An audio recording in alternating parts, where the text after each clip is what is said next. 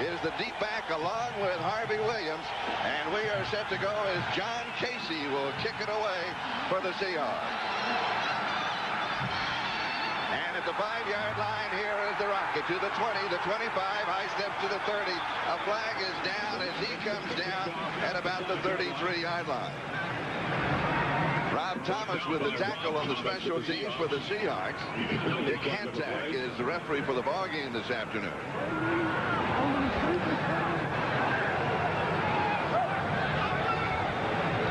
Holding during the return, 10-yard penalty, first down.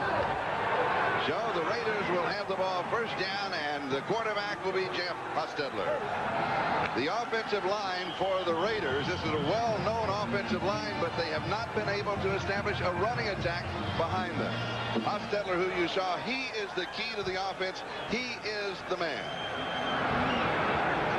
And when they go to their nickel, they bring in Jet and Ishmael. Ishmael's the important one. Look for him to almost take a Dave Meggett approach from the Giants coming out of the backfield. They've got to throw the ball because you talk about that line, all Pro Bowls, and they can't run the ball. And so we expect the Raiders today to throw to establish the throw. Exactly. And they have a first down at their own 22-yard line, and Hostetler to throw. Good protection, fires and overthrows everybody. Tim Brown, the intended receiver. It will be second down. Defensively, for the Seattle Seahawks, the key there, Cortez Kennedy, number 96. He is off to a great start. Terry Wooden with a big interception last week. Secondary, corners are going to be tested and tested and tested. And when they get to the nickel defense, the people to be tested, led by Orlando Waters, they're going to go after these guys. They've got to test the defensive backs because they can be beaten deep. Jim Brown comes across in motion. And here's a sweep to the right side, Tyrone Montgomery. And he's going to pick up maybe a foot.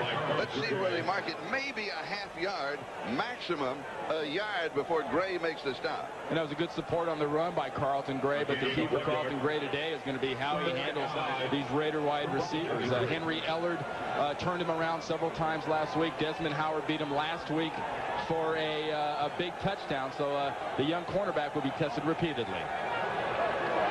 Mark it for a gain of a yard, 1 yard rushing so far for the Raiders. That is the stat we'll be watching. It is third down and 9.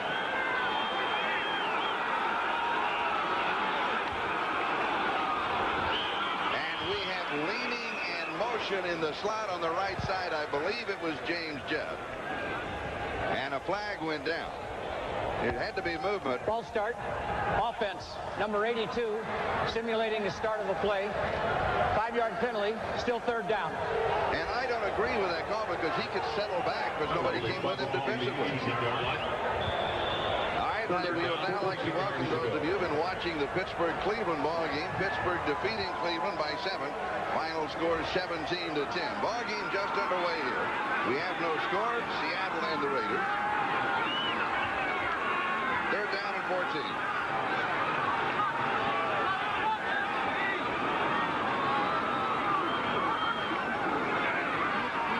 Hostetler steps away from the pressure. Wobbly pass is incomplete. There are no flags. Tim Brown, the intended receiver. Hostetler is going to come over and argue. He will lose this argument. Patrick Hunter had the cover. It'll be fourth down. The Raiders will be kicking. So in reality, it is 3 plus the penalty and out. The thing to look for here, there was some tripping. Let's see if this is a catchable ball. Hostetler's timing and throws were just a little bit off. There was a trip, but I do not believe that would have been a catchable ball for Tim Brown. That's why it was not pass interference. Jeff Gossett will be kicking. Kelvin Martin is the return man. The Seahawks should have excellent field position. A return is on. There is no rush at all. He goes for the sideline. And Martin has it at the 40, picks up a block 45, only about 7, maybe 8 yards on the return. Rob Holmberg with the tackle for the Raiders. And so Seattle will move on offense for the first time in the ball game. Rick Meyer, their quarterback. His offensive line, it is a big offensive line, but a very effective offensive line. Seattle's ball first and 10. Backs and receivers look for Chris Warren. Off to a great start, 100 yards. last week. And in the 3 wides, in the nickel, they want to get Michael Bates in for one simple reason. They need the speed element in this offense. So Seattle starts from their own 48-yard line.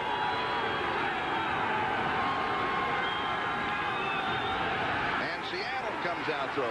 Underneath the coverage, pass is complete to about the 46-yard line of the Raiders as the tight end Farrell Edmonds, known as the Tree, pulls it in. Winston Moss with the tackle. Let's check out that defense for the Raiders.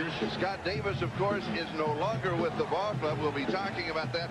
Jerry Ball has moved inside. Harrison has moved outside on that line. In the secondary, the safety are going to be tested by Seattle. And also, if that front seven can't get pressure on the quarterback, people can exploit these defensive backs. The 49ers proved that last week. Second down, a little over 3. Now they go to the ground, and here is Chris Warren. He will be close to the first down, maybe a yard shy. So it should be third down and short. One of the interesting things to me in the sort of the brave new world of the NFL since I retired 5 years ago, Charlie, is you've got an offensive line that's, averages 310, 315 on their program weights.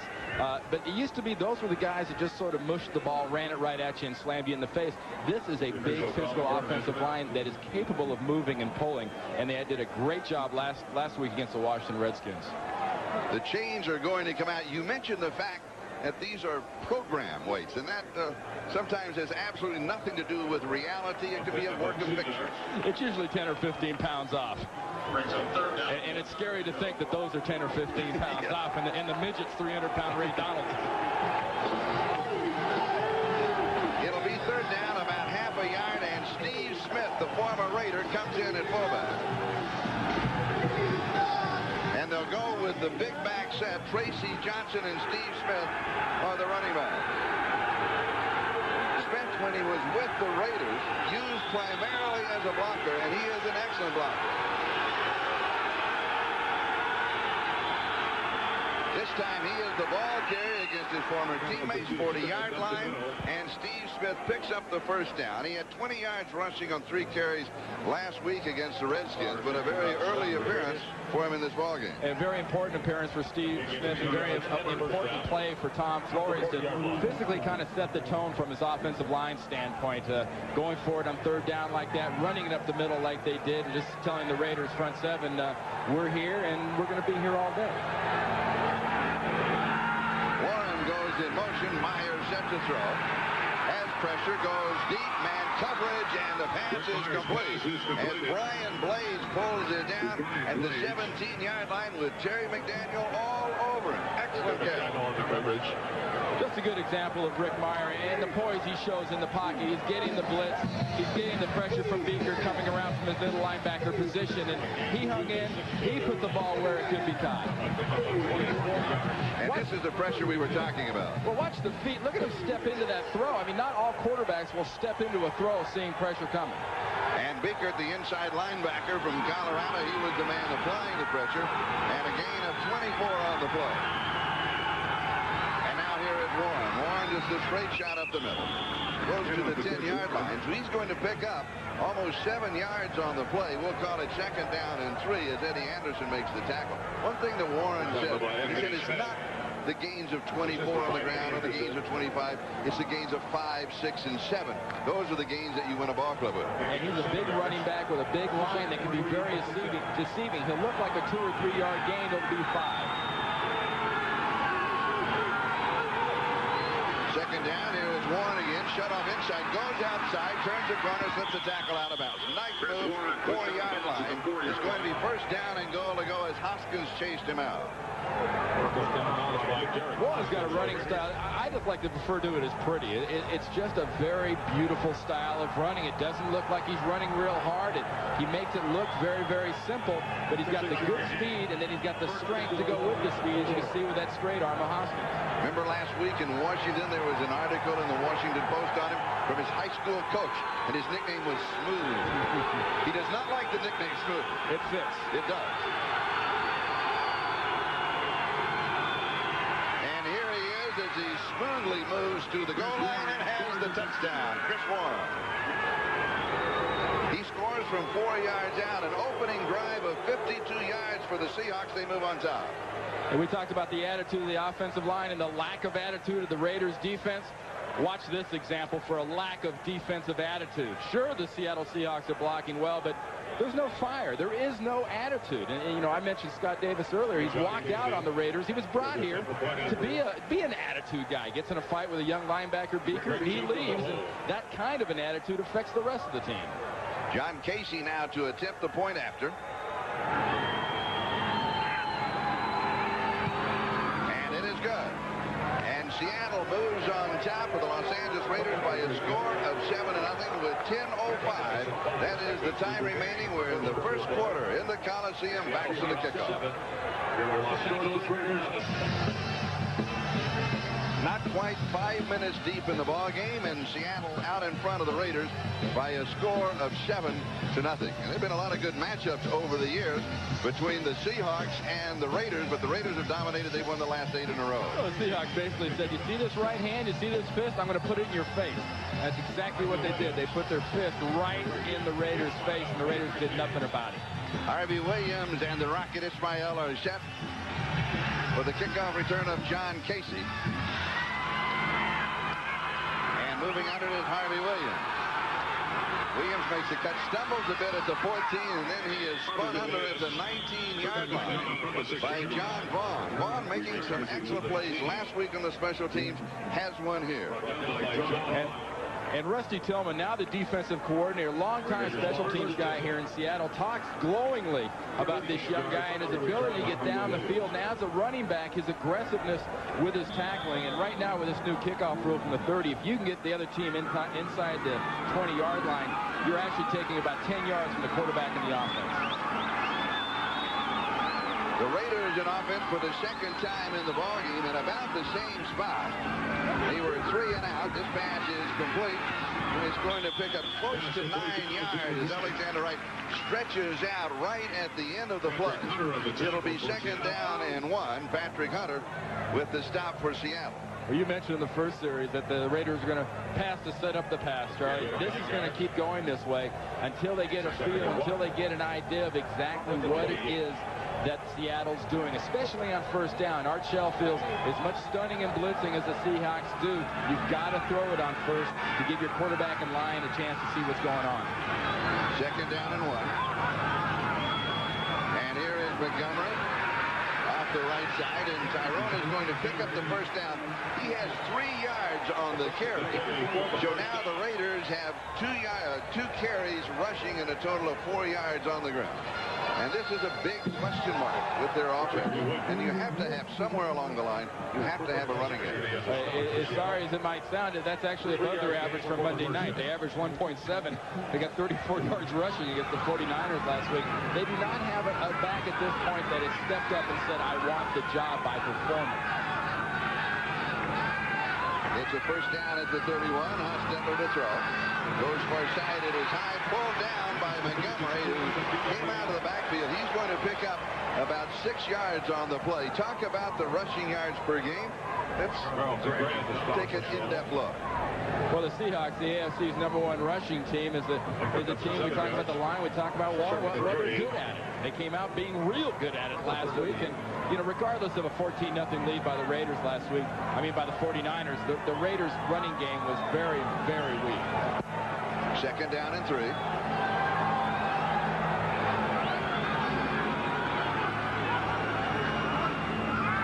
And here is Montgomery. He is shut up inside, gets around the corner, and across the 45 and out at about the 46-yard line as Robert Blackman finally stopped him as he makes a nice move to his left and picks up the first down. 2nd first down on the drive for the Raiders. Watch the penetration that Antonio Edwards gets right up the middle. There he comes. Right up the middle. Can't follow through on the tackle, though. And with the speed that Montgomery's got, he can get the corner on a play that was designed to hit much faster, but the penetration slowed it down. They'll spot it at the 45. First down, Raiders. Hostetler, play action fake, freezes the linebackers, has time, he's going to scramble. He is to the 50, he is looking at the marker, out of bounds, first down. You could just see him set his sights on the marker for the first down, And if you could see the look on Art Shell's face, I'm sure he's saying, get the first and get out. You're going to take enough shots, but when you talk to the Seattle Seahawks defense, it's part of the Raider offense they really worry about is Jeff Hostetler's not so much just his ability to run, it's his willingness to run. It's his attitude. You know, here's a guy that they originally in college wanted to make a linebacker, so it tells you a little something about his attitude. That, by the way, as you look at the man, number 15, the Raiders' longest run from scrimmage this season. And flags come flying.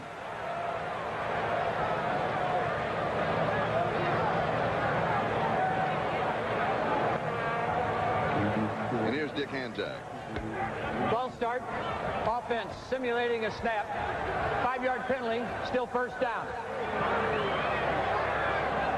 So it'll be first down 15. It's also technical, Charlie, when they're simulating a snap. Yeah. They didn't mean it. It was offside. Oh, it was just a simulation? We're simulating an It looked like a real offside to me. I thought it was simulating. No, I think it was a simulation.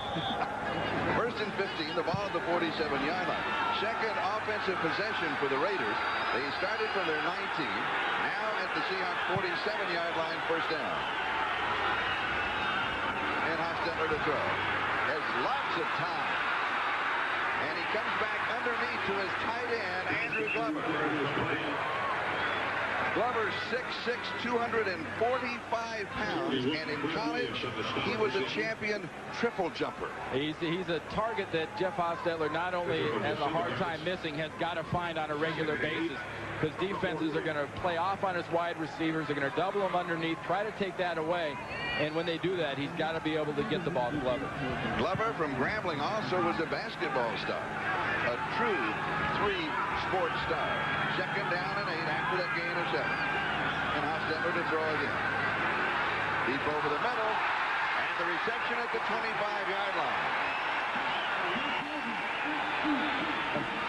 Alexander Wright is the man who got it, but a couple of Raiders, including Jim Brown, tried to pull it down over the middle. A couple guys kind of wave at it. Watch everything go over the middle here. It's sort of first guy at it, it's yours. 1, 2, and the last guy slides in at the end. So mark it at the 25-yard line of the Seahawks first down. And it's one of the things Jeff Hostetler said about Monday night, Charlie. Our timing and our execution was a little off. That is not, I'm sure, how you execute that passing play. Hostetler again to throw. Again, good protection. Goes underneath the coverage. And as Tim Brown, he is spun down at the 20-yard line. So it's a gain of 5, second down and 5. And as we suspected, the Raiders are using the pass to establish the pass.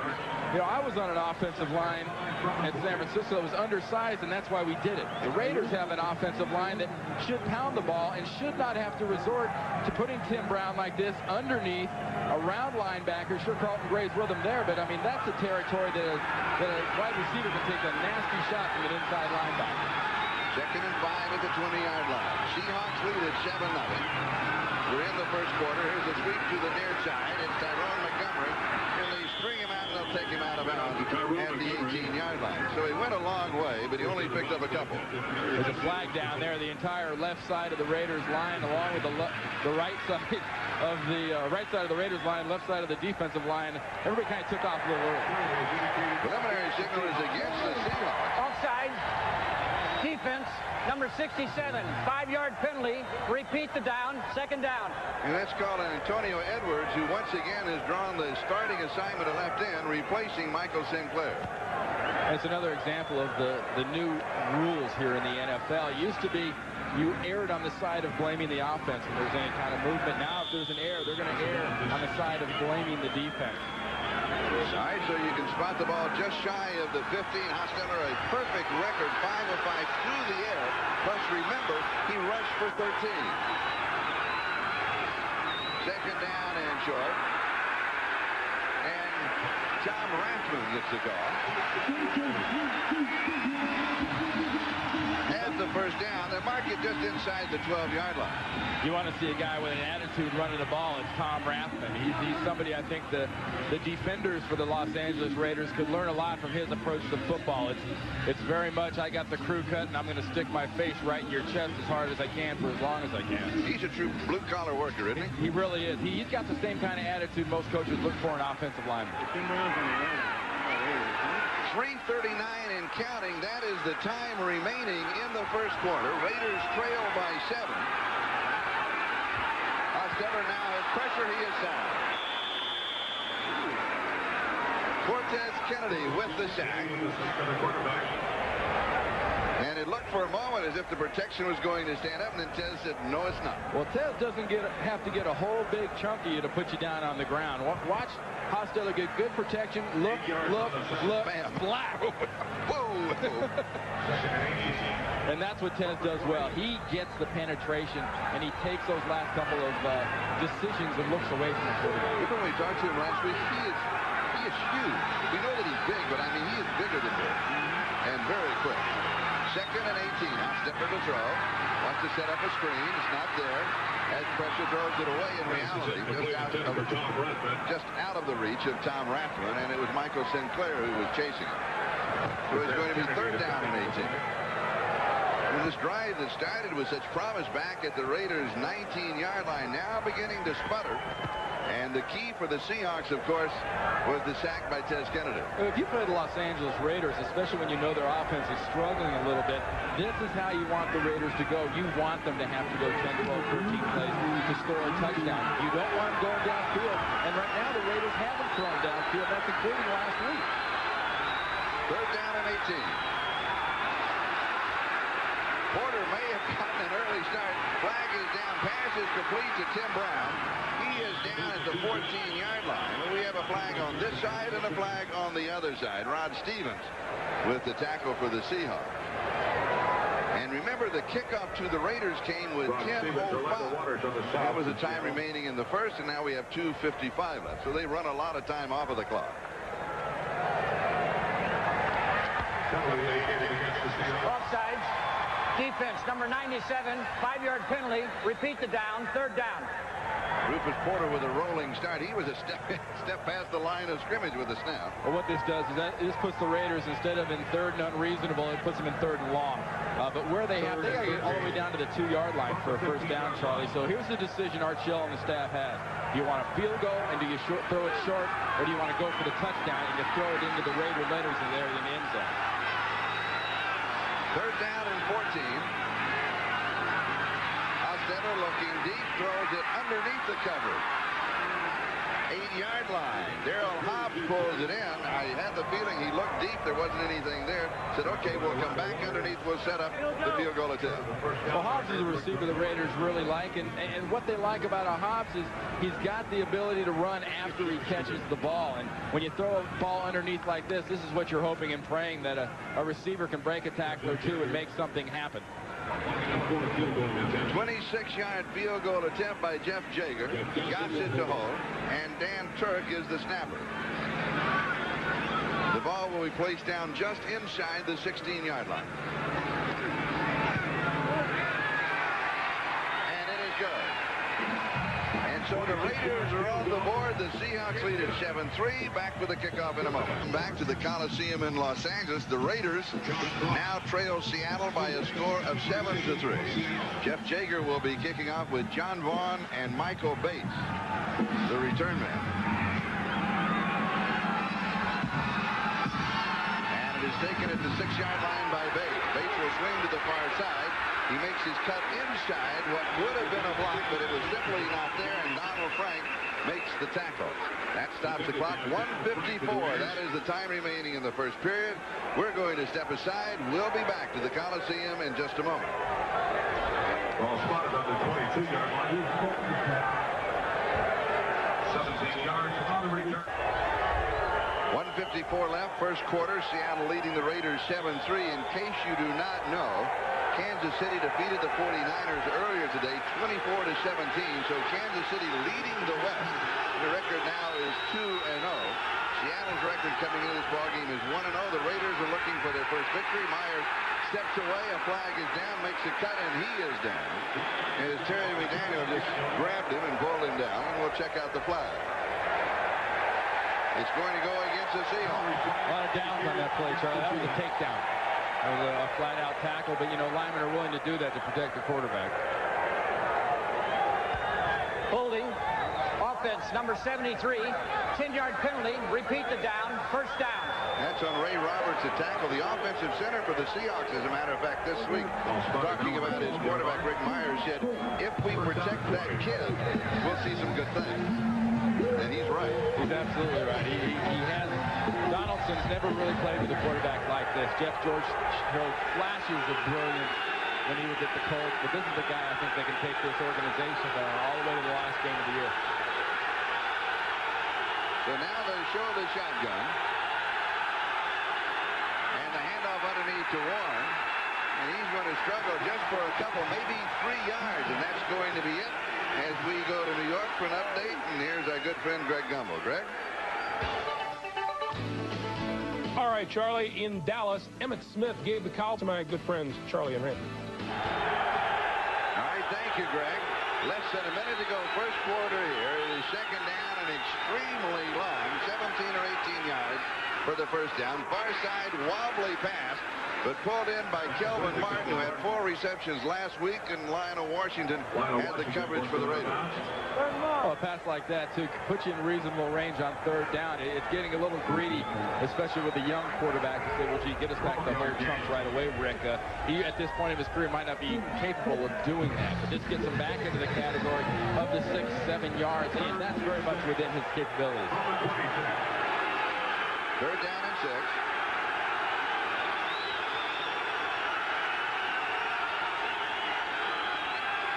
Warren stays in the block. Meyer rolls, has pressure, and he dumps it off. Now, that's a rule that was put in last year. Once you get outside of your tackles, in other words, outside of the pocket, you can dump the ball, or in other words, intentionally ground the ball to avoid the loss, cost you the down. Well, the Raiders are showing blitz. They bring blitz. Andre Bruce loses contain, and Myers says, I'll live to throw another day. He just says, the heck with it, I'll get rid of it. So it is fourth down and 6. Tim Brown is the return man. Rick Tootin will be kicking. Check of the flags at the Coliseum. There's a bit of a breeze. If any at all, it would help him, but not that much. And a pretty good kick, but we've got flags and whistles. And Tim Brown frozen in time at the 33. I thought I heard a whistle, and then I looked at Tim, and I knew that I had heard it. Delay. Offense, 5-yard penalty, still fourth down. We have 16 seconds. That is the time remaining now in the first quarter. Seattle leading at 7-3. They'll reset the game clock. Please return the game. Please return the game clock. So while we do a little housekeeping, the bottom line, the Raiders are going to have very good field position. That was a great job by the Raiders defense to get them the field position. Because with Jeff Costello in this offense, obviously in a passing mode, they don't need to be backed up. Because if you're backed up, that means more stunts and blitzes. And if you're backed up and your quarterback's getting more stunts and blitzes, if he doesn't get the pass off just right, it means interceptions and it means a beating for Jeff Costello. All right, Tootin will try it again. Tim Brown at the 40-yard line. Oh, good kick. Brown backpedaling. 24-yard line. 55 yards on the kick. And a good return, slips a couple of tacklers and out of bounds. But Rick Tootin really nailed that one. 55 yards. Tim Brown got 15 on the counterpunch. And we'll step aside. The score, Seattle 7, Raiders 3. It is a fine miss from the Raiders sideline. That's their, I guess you call that a spritzer. They sit under that. It's nice cold water. And they have it on both sides. The catch is, I think it's hot water on the other side. Raiders now from their own 40-yard line. The Rocket is in the offensive set. As Hostetler goes to Tim Brown. Patrick Hunter makes the tackle. That is the last play of the first quarter. 1 in the book, 3 to go. Seahawks lead it 7-3. Back in a moment.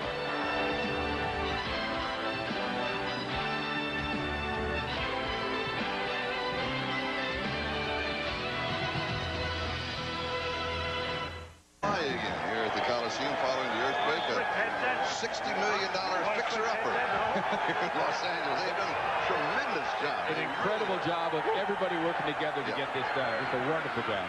Unbelievable. 48-yard line of the Seahawks. A gain of 12 on the last play. And a first down for the Raiders.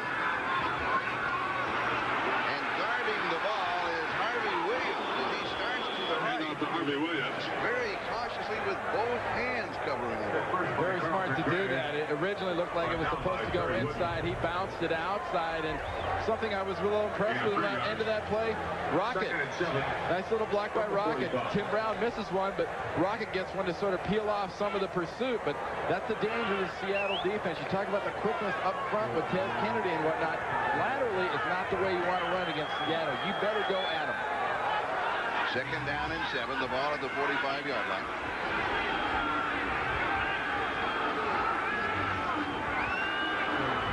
Hostetler going deep, has his man, misses him, overthrown by just a step. And the Rocket, the intended receiver, and will step to New York for an update. Greg Gilbert. All right, Charlie, at the Meadowlands, you might recall. Denver, of course, they want to get back in the race in the West. Kansas City winning today with the 49ers. They're now 2-0. And the Jets, they're off to a pretty good start. They have very high hopes this year. It doesn't take New York very long to get euphoric about the Jets. Even at 1-0, they're happy. Sky high. 3rd and 7. And the pass is underthrown. So it'll be 4th down. Tim Brown, the intended receiver. Orlando Waters, the nickelback, had the cut. I think that possession by the Raiders, though they didn't get down and get in scoring position, overall is a big plus. Jeff Hostetler, though he overthrew that pass, the seed has been planted. Now the Seattle defensive coaches have seen a Raider receiver get behind their defensive backs. They've got to pay attention for the Raiders.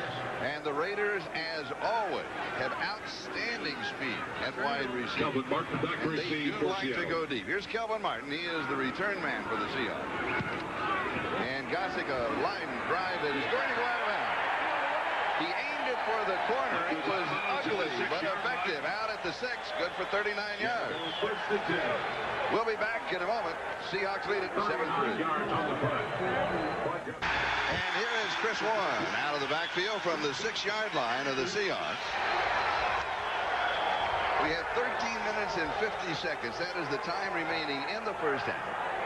Seattle out in front of the Raiders by a score of 7-3. The Seahawks a 52-yard opening touchdown drive on their first offensive possession in 7 plays. Chris Warren scoring from 4 yards out.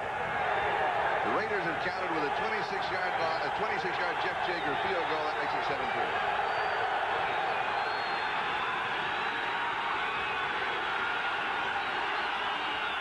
Play action fake from the end zone. All alone in the flat is Steve Smith, the former Raider, and he picks up the first down out of bounds at the 28-yard line. 22 yards on the play. Great example of the chess game that defensive and offensive coordinators go through. First down, obviously, they're backed up. You're going to want to run a running play. You just knew something was coming as far as the play action fake. And the Raiders, as a defense, not to point any fingers at an individual, but as a defense, were very ill prepared for that. And they spot the ball at the 29-yard line, where it is a first down.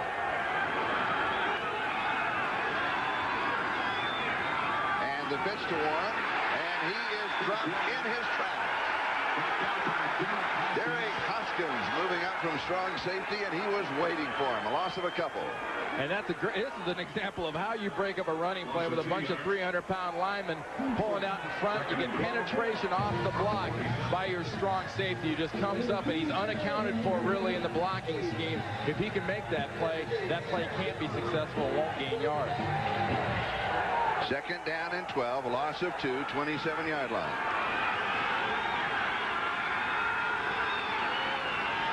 Meyer to throw. Underneath the coverage. Maybe a yard, maybe not a yard. Farrell Edmonds with his second reception of the ball game, and Greg Beaker is the man who made the tackle. You know, that play by Hoskins we saw back there, that is probably an example of the greatest asset and the greatest viability of the safeties of the Los Angeles Raiders. Both he and Anderson will come up and they will smack you. They will smack receivers over the middle. But they're guys that maybe get out of position. They're guys quarterbacks can fool. They're guys quarterbacks can get the bite on fakes. And that can really tell down the field. 3rd down and 11. Blades is the motion man. Flag is down, and the pass is overthrown far side. Michael Bates, the intended receiver, will check out the flag. And remember, it was 3rd down and 11. Offsides against the Raiders. Seahawks will get a reprieve. It'll be 3rd down and 6. As they say, it's not the penalty, it is when and where the penalty occurs. This is a very, or could be a very costly penalty for the Raiders. Offside. Defense number 48 lined up in the neutral zone. 5-yard penalty. Repeat the down. 3rd down. And that is Lionel Washington. So it's 3rd down and 6 rather than a kicking situation. And this is the Raiders defense and a Raiders team that's always been heavily penalized, but they've always been able to recover from it. When they have the bad games and they have a bad time with an offense, it's when they can't recover from their own mistakes defensively. Seahawks lead in the ball game 7-3. We're in the 2nd quarter. Blitz coming, and it came too soon. McLaughlin, the tackle coming for the Raiders. They were showing blitz above him. Offside. Defense number 91. Unabated path to the quarterback.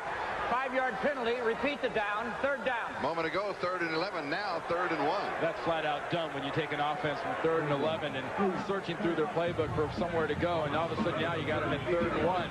And now the advantage is clearly in the offense's camp right now with this offensive line and Chris Warren. With any kind of blocks, Chris Warren can get 1 yard.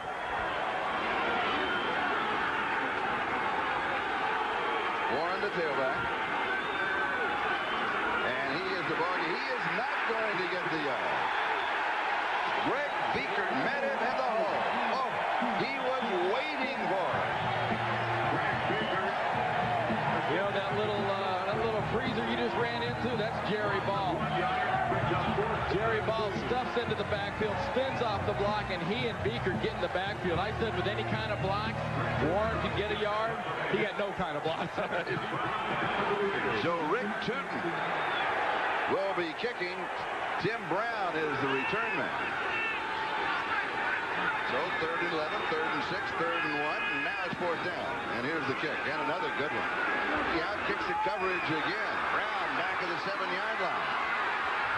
Ball comes loose, a scramble for the football. A flag at the 45-yard line of the Raiders. Got a flag down near the original line of scrimmage, or just passing the flag way in the back by where the receiver caught the ball. Seattle apparently has recovered the fumble if it stands.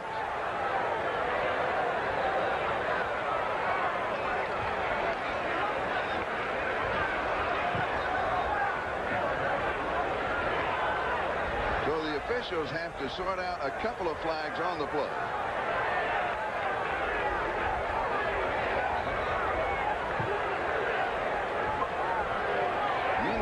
Checking the beanbag, which is just outside the 7-yard line on the far side, and that is where Tim Brown started his return.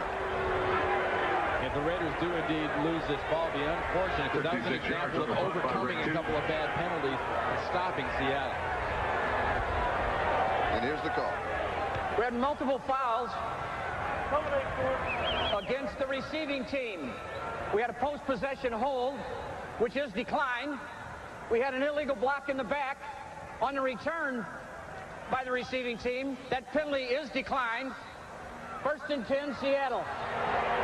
Seattle recovering the fumble of Tim Brown. And these are the kind of mistakes the Redskins made against Seattle last week when Seattle put them away. And that's just a case of not putting the ball away by Tim Brown. You saw him slam his helmet down onto the bench. And he's a guy that's an all-pro, Pro Bowl type receiver. And there's no excuse, and he knows it. That's why he's mad. So the Seahawks have a first down at the 19-yard line of the Raiders. Meyer completes the pass coming back to the near side. To Kelvin Martin. Kelvin Martin at the 11-yard line. So he picks up a quick 8. And it's going to be second down and 2 at the Raiders' 11. Meyer now 6 of 6 for 74 yards. Let me squeeze that one in. Yeah, you saw the Raiders do a good job on that 3rd and 1, but I don't think this Raider defense is working cohesively enough together and is synchronized enough at this point to put up with a lot of stress like this. Second down and 2. Here is Warren, shut off on the inside, dances a little to his left. He's going to lean to the 9, so he's going to get a couple of yards, and this will be near the first down marker. Eddie Anderson with the tackle. Hit by Eddie Anderson.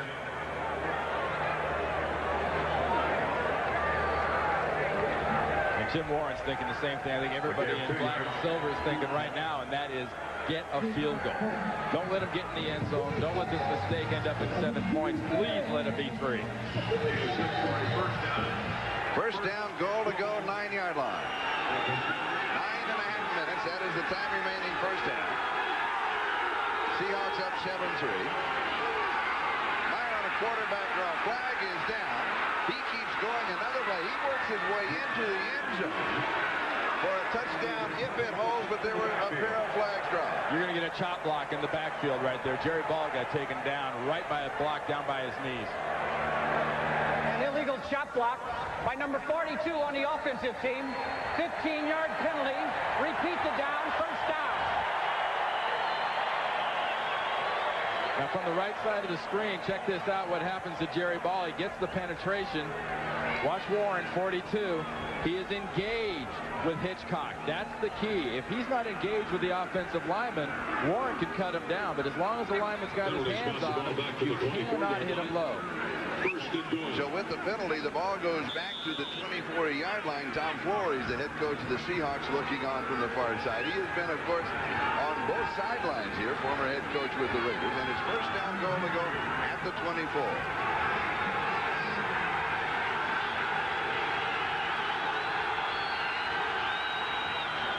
Meyer to throw, a little swing right side to Warren. And Warren is going to be dropped to the 25-yard line. Albert Lewis is the man who makes the tackle. Anytime you see Albert Lewis, there's a tendency to say, what do his socks look like? Because therein lies a story. And it could be a very costly story.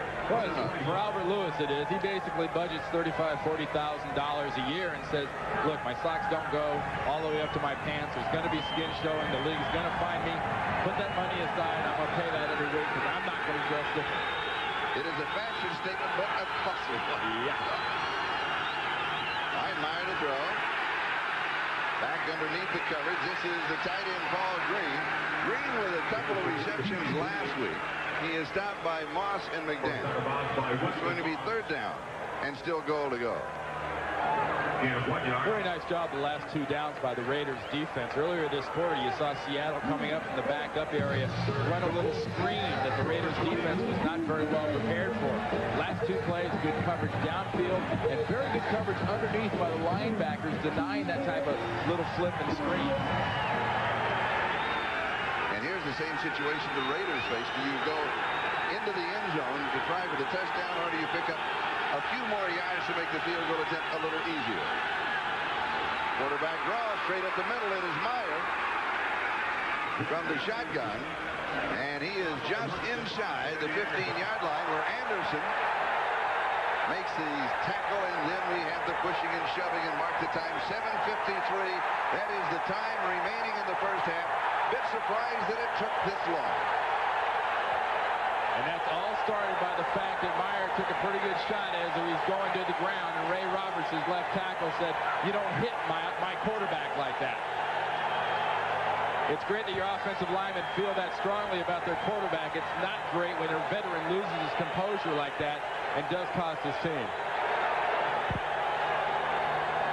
And the play, remember, had moved. Now they have the ball spotted at the 15-yard line. Now let's take another look at the shot that Meyer took. Now here's a multi-million-dollar quarterback draw where Meyer does get down. He gets a shot. and nothing really unnecessary. But then here comes Roberts, 73 right there. That was well into the sequence. Roberts had already gotten his shot before he took one. So the ball is at the 15. The conference is at the 10. And we're definitely in the Coliseum. Yes. No question.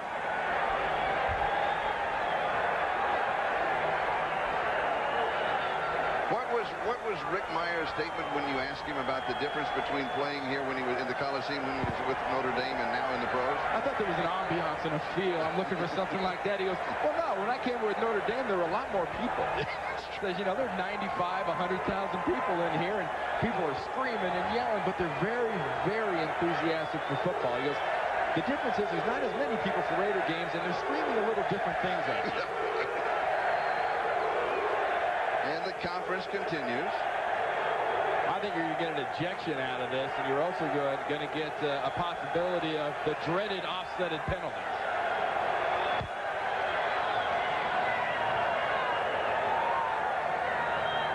Anytime you see a conference between the referees with one coach who runs across and wants to talk to the other coach, that means you now have a 44-man roster.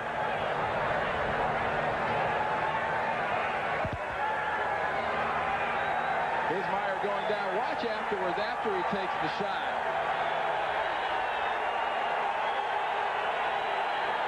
Little press on the head by Winston Moss. Little slap in the face. Knee in the back. And here comes Roberts.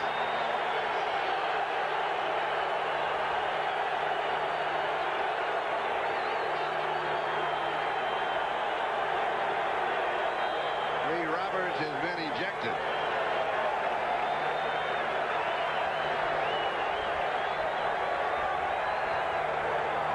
There were a lot of people to blame on that play, but Ray Roberts was definitely the first one to get in there and take that initial shot on Winston Moss for the extracurricular activity on his quarter. We have continuing action foul. Ejected. The down will count.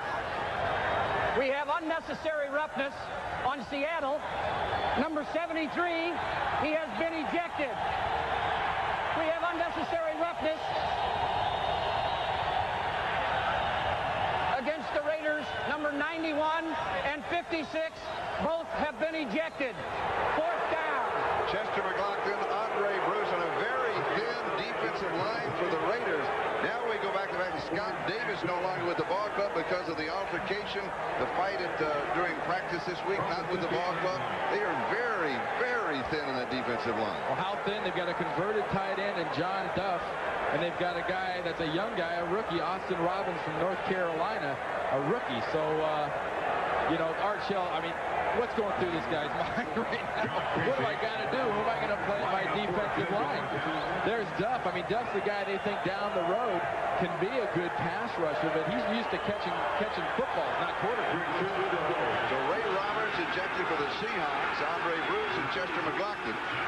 And a 33-yard field goal attempt now by John Casey out of the hold of Rick Tootin.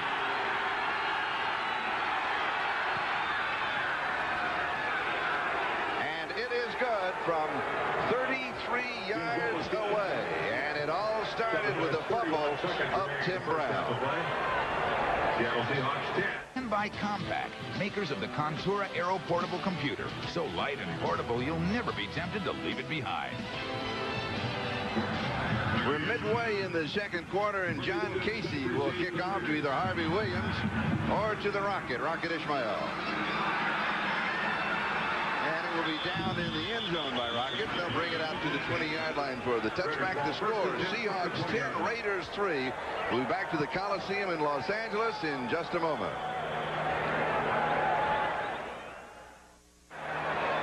And don't forget, next Sunday, Sequest will return to NBC with a spectacular 2-hour season premiere.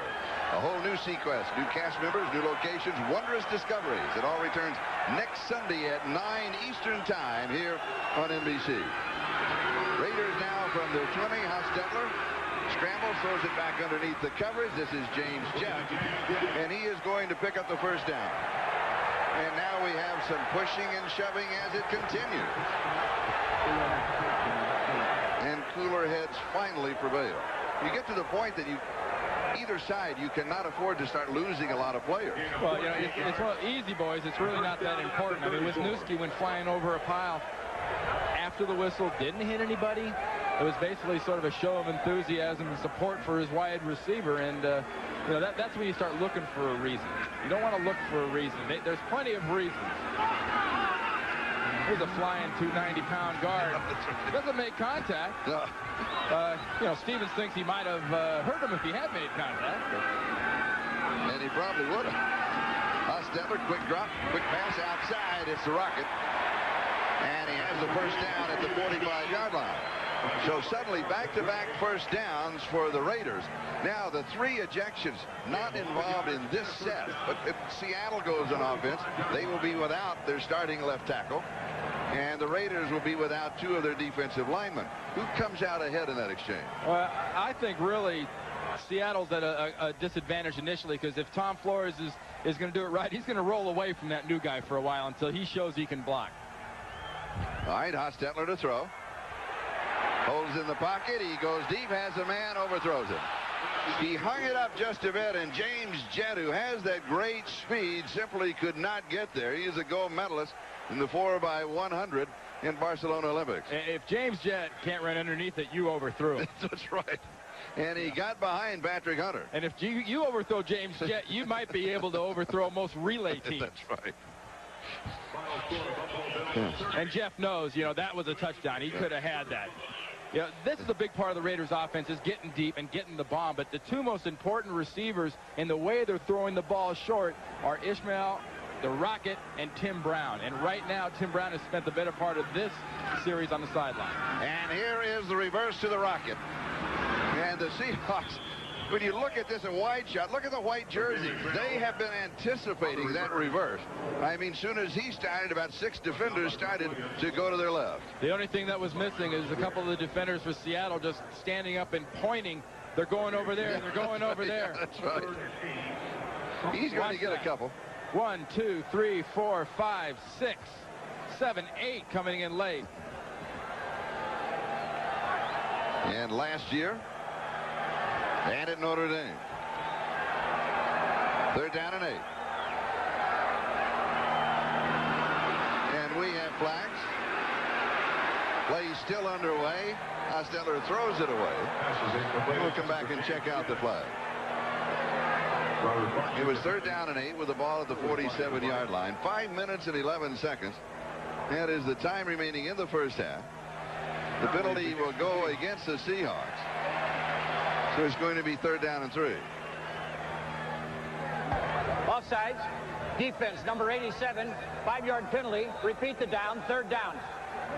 And now the defense of the Seahawks in the same situation that the Raiders were, remember?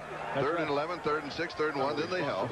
And this puts the Raiders and Jeff Hostetler in a position where they can run things like that little settling pass to the tight end right over the ball for a 3 or 4 yard gain for a first down. A little hitch to a wide receiver. 3rd down and 3.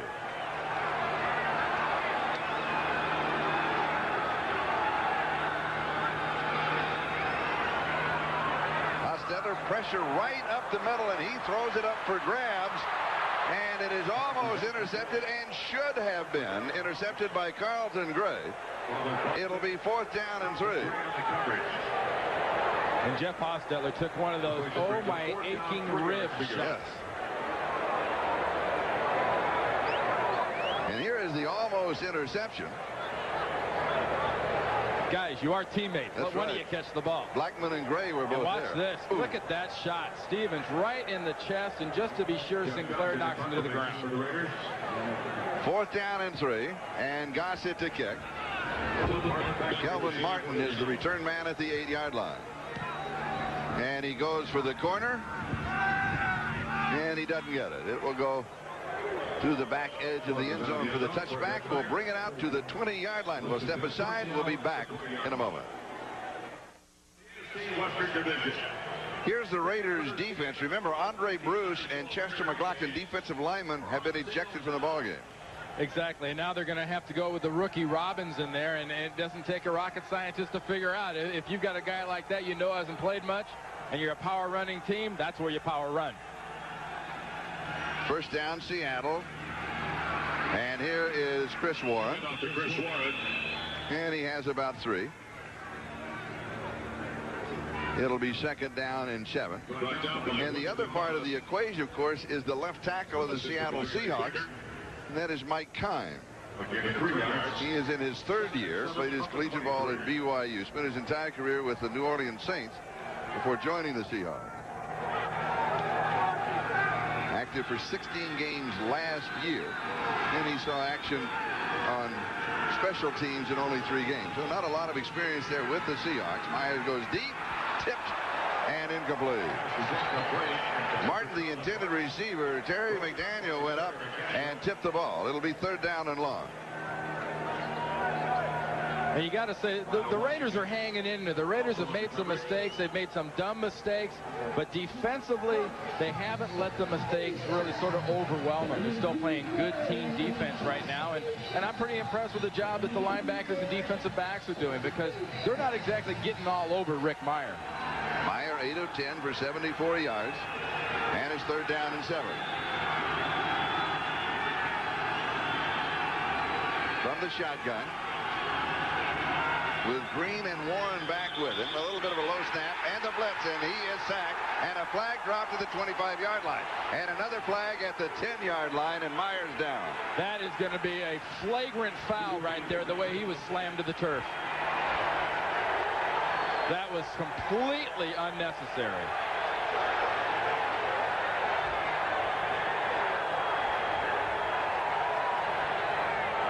That's when you get hit so hard your eyes hurt. You saw him blinking his eye. Like, I mean, it hurts to the back of your head. Against the offense, that penalty is declined. We have unnecessary roughness. Late hit by number 74, a 15-yard penalty. By rule, the 15-yard penalty is accepted. The 5-yard penalty is declined. First down. And here it is right there. Wow. Well, and that's the 5-15 rule. You get the penalties involved. 5 goes away and the 15 gets tacked on. I wouldn't complain too much if I was Harris. No. You know, it's one thing that you played this game for more than a decade. It's one thing to play hard. I just don't understand this. I just do not think that that is a part of professional football. Yeah. Or football at any level. Enthusiasm is one thing. Getting there for a sack is another thing. And sort of the extracurricular part of that of slamming him down and jamming your hand up under his face mask. I mean, there's flags down. There's obviously been whistles blown because the time has been expired on the play clock, and you don't need to do that. No, and you're trying to hurt a player, and that's not the object of the game.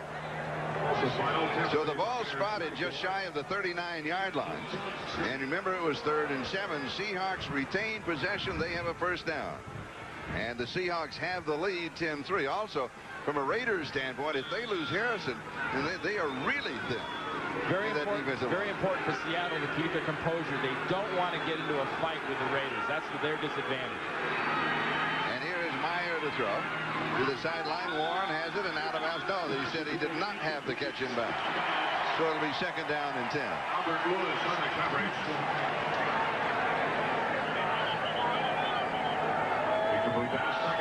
Just watch the feet. That's an easy one. That second one out by a foot, the foot out by a foot. But from the positive standpoint, if you're a Seattle Seahawks fan, no one got near Rick Mirer. And no one needs to get near Rick Mirer for a while after that hit he took, because I'm sure there's still a little fog there. A lot of fog in Seattle from time to time, and a lot of fog between his ears probably right now. Second down and 10.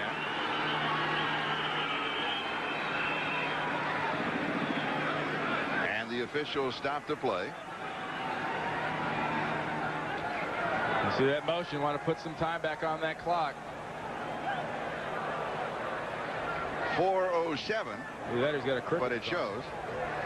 One of that aerobic exercise. Loosen up the shoulder. Final scores. Miami the Dolphins 24. Breathing Packers 14. Pittsburgh Steelers 17. So we're set to go now. Second and 10. The Raiders now 3 down linemen and 4 linebackers. They go to a 3-4 set. throwing out of the pocket. It is caught, first down. Kelvin Martin with tight coverage by Terry McDaniel. And a good pass. And remember, he's got to be still a little woozy.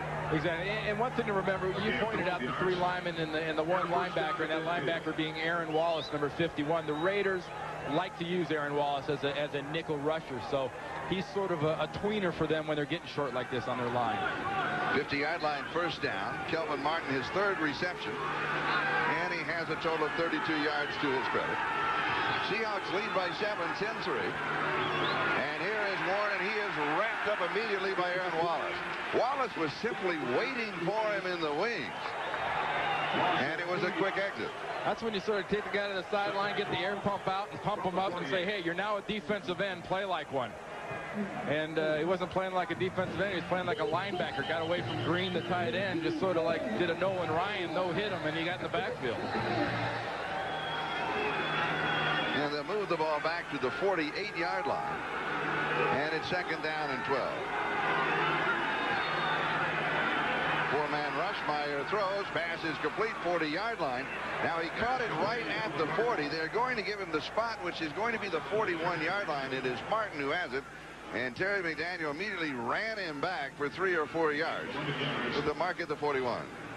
A gentle breeze will clear fog, and good protection clears the fog out of a quarterback's head. No one gets near Rick Meyer.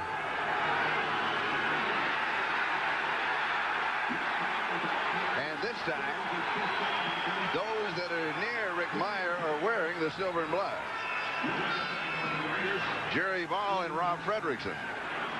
The only one that play might have fooled was Rick Meyer when they called it in on his headset. One of those, you want me to what? Bob? Yeah, I would think I would say, I don't hear. Signal it from the sideline. I'm not. And then when they signal from the sideline, I'd wave it off. I still don't hear that. Well, Tom Flores and his offensive coordinator, Larry Cannon, are just taking the chance there of saying the Raiders are coming after the running back. The Raiders are coming after the quarterback. Let's take a shot at maybe an opening in the defensive line. And you got to say Jerry Ball and the young guy Robbins inside did a nice job just jamming everything up. Seattle is taking a countdown, and they're taking the countdown to the 2-minute warning. We have it. We will step aside. We'll be back in a moment. Seahawks lead it 10-3. 2 minutes, time remaining. Exactly, and this is a situation you're going to have Tim Brown deep. They're going to kick this ball to Tim Brown, and you have got to get both hands on the ball. The Raiders are sort of lost in space right now at this point. You can't put your finger on exactly, who are the Raiders? What are the Raiders? If you're going to say, use a fighting analogy, right now Seattle's kind of like a professional boxer. They're playing all right. The Raiders are playing like they're in the tough guy competition. And as tough as you want to be, that is not the same sport. There was a delay of game tacked on right at the 2-minute warning. And so a loss of 5, and Rick Tootin will be kicking. And Tim Brown, who fumbled the ball that was recovered by Raphael Robinson. This one is straight up and straight down. He does not outkick his coverage this time, and it won't go out of bounds. So the Raiders, with now a minute 51 left to go, have pretty good field position to start a drive. Yeah, I mean, Tootin didn't outkick his center. No, 19 yards. Coverage. It was intercepted on the snap. And a great opportunity now for Haas to get in here and use his passing game that the Raiders have really highlighted in this first half, and that's the short stuff, and they've had the long stuff open. Al Davis has seen a couple examples of his vertical style of offense be available, be open, and be overthrown so far. So the Raiders start from their own 27-yard line. Hostetler, lots of time, drops it off far side, incomplete. Harvey Williams, the intended receiver, and now we have some more pushing and shoving. And like you said, if the Seattle Seahawks get into this kind of a contest with the Raiders, they are at a disadvantage because the Raiders feed on this type of football. They really do. Part of the mystique and the persona of doing this is kind of distract people, and you want to get the extra shots in. Hostetler is grabbed by Tez Kennedy, and compare that to the thing Harrison did to Rick Meyer. He was basically laying Hostetler on the ground there. And Wisniewski was right there for the Raiders. It'll be 2nd down and 10. And we have whistles and flags. The score, Seattle 10 and the Raiders 3. You have kind of an eerie feeling of the first half of that the Seahawks should be on top of the ball game, a delay against Los Angeles. But 5 yards, still second down. The margin should be more than 7 points. The Raiders here, a couple of big plays, boom, you're tied at halftime. For all the negatives that Art Shell's Raiders have had in this first half, they're very much in this game. Yes. You go into the half here just with the anticipation and the feeling that something is going to happen in the second half. Big plays. They've had too many opportunities to keep missing them. Second down and 15. Pressure for the backside, rolls away. He's to the 30, and he dives across the 35 to the 36-yard line. He is about a yard shy of the first down. And Hostetler will call for a timeout. Robinson, the man who recovered the fumble of Tim Brown, is the man who made the tackle. And we have a minute 32. That is the time remaining in the first half. And the Raiders still have 2 timeouts remaining.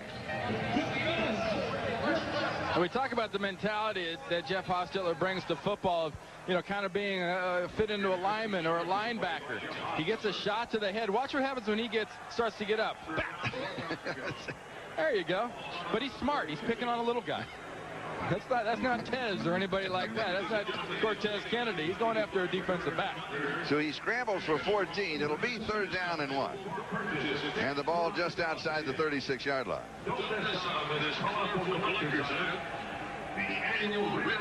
And we look for the big play offense of the Raiders, and we've seen it almost happen, but we really haven't seen it happen yet. Well, it's there. They're going to come back to it in the second half. They're going to hit some big plays. And I think the most telling part of this half we have ahead of us is going to be the composure of the Seattle Seahawks. Not getting caught up in this contest with the Raiders to the point where they're going to allow those big plays. What better man to address that at halftime than Tom Flores, former head coach of the Raiders, and now, of course, the head coach of the Seattle Seahawks. Raiders rushing total in the first half. We talked about the fact they do not have a running game. That's no big secret. Everybody has talked about that since they played the 49ers on Monday night. They have rushed for 47 yards in the first half, but 27 of the 47 have been by the quarterback, Hostetler, and the rest of the team has rushed for 20 yards in the first half.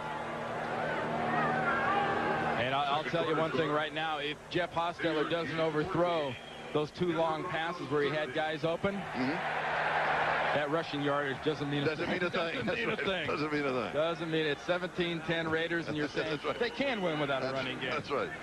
The only numbers that count on the scoreboard. All right, 1:32. That is the time remaining here in the second quarter. Seahawks again leading by 7. And it's 3rd down, less than a yard.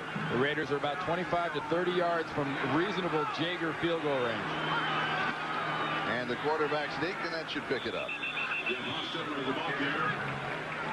And it is a first down. The Raiders now in their hurry of offense, calling 2 or 3 plays in the huddle. Of course, the quarterback sneak followed by this play.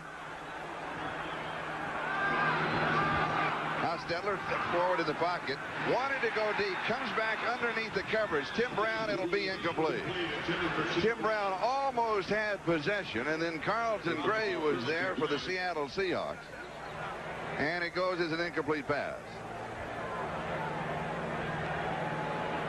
And it'll be 2nd down. I'm really surprised there when they got that, we're going for that first down with 2 timeouts left. They let that much time run off the clock and wasted it. I mean, they had the timeouts. Why not take a timeout and give yourself more shots?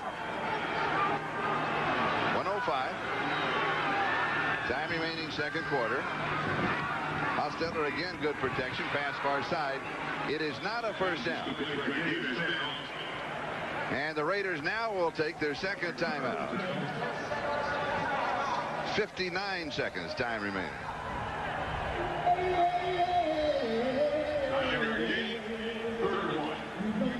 Pretty basic philosophy. If you want a first down, you run past the sticks before you worry about coming back the ball.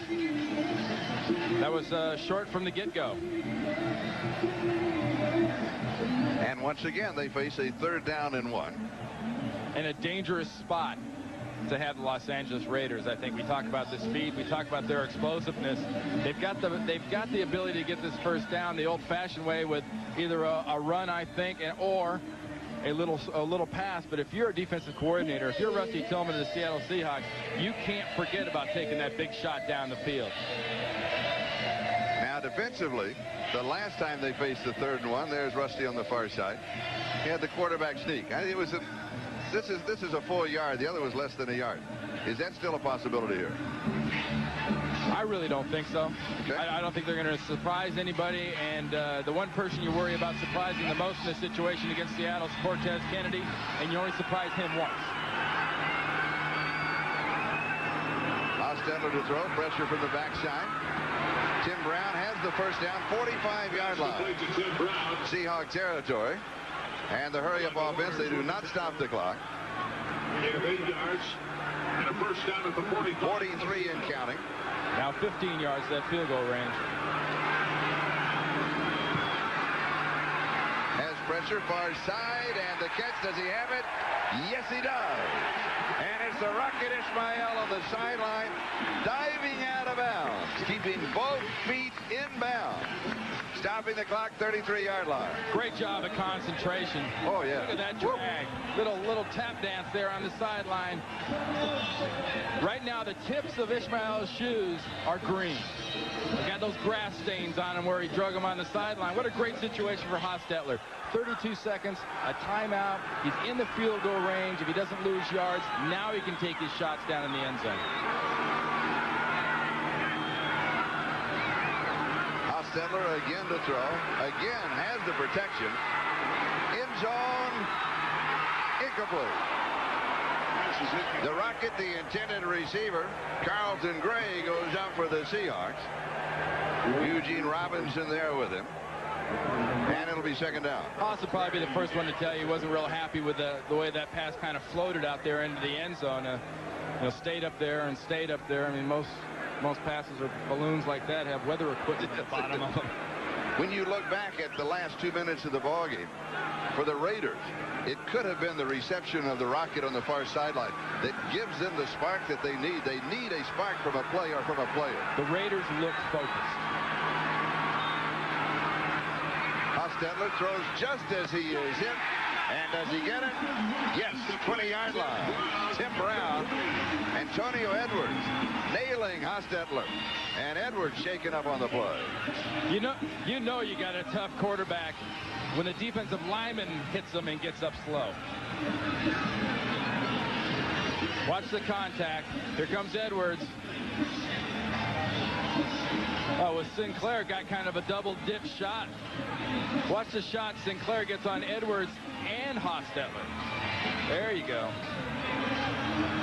First down, 20-yard line. 18 seconds left. First down. One of the Notre Dame receivers here, Charlie. Hostetler goes incomplete. The Rocket, the intended receiver, and Hostetler takes a beating. Hey, remember, McCrary hit him on that time. This is a quarterback in Hostetler. He's tough. He runs. He's a leader.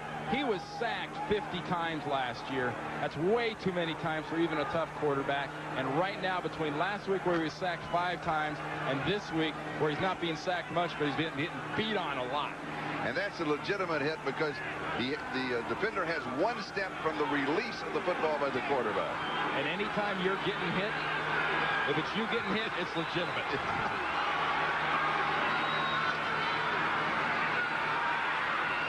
He throws it away. He looked everywhere. He did not have a man open. Check of the clock. 8 seconds. That is the time. And it is third down. It's third down, and Art Shell's not going to take a chance of, maybe getting a scrambling, a look, and an incompletion and having time expire. He's going to go ahead and kick this. And or you have the safety valve of a bad snap, because it's third down, so you could have a second opportunity in case you needed it. A 38-yard field goal attempt. Jaeger is hit from 26. It's a very solid part of the Raiders' special teams. Dan Turk is the snapper. The holder is Gossett. And here is the kick, and it is no good. It is wide left from 38 yards away. And we seconds left in the half. I mentioned the two solid parts of the kicking game. Yes. I didn't add Jaeger, so I guess he's the shaky part, at least on that one.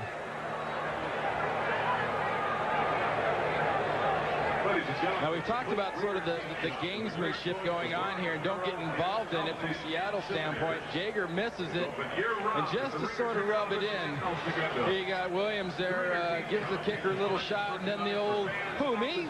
Who, what? So Seattle takes over on their own 28-yard line. They'll just kneel down here to take the countdown. And that will officially take us to halftime. With the scores, Seattle 10 and the Raiders 3. Here in Los Angeles, we'll be back with Greg Gumbel, Domino Pizza's NFL Live halftime report, right after we have these words from your local station.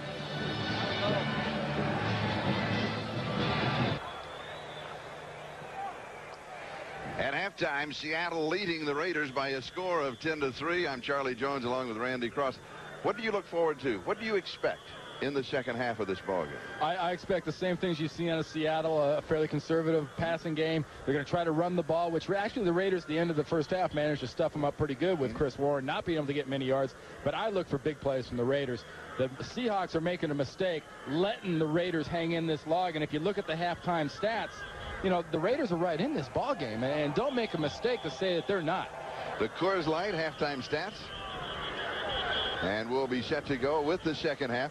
Those numbers they're very close, aren't they, when you look at them? Oh, they really are. I mean, Rick Meyer has done a nice job, but you have to take your hat off at this point to Art Shell on the job that he and the staff have done to sort of hold everything above water.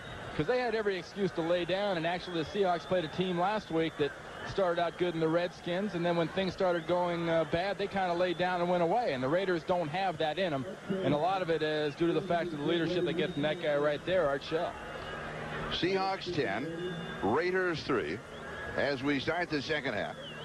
And Seattle will have the first opportunity on offense.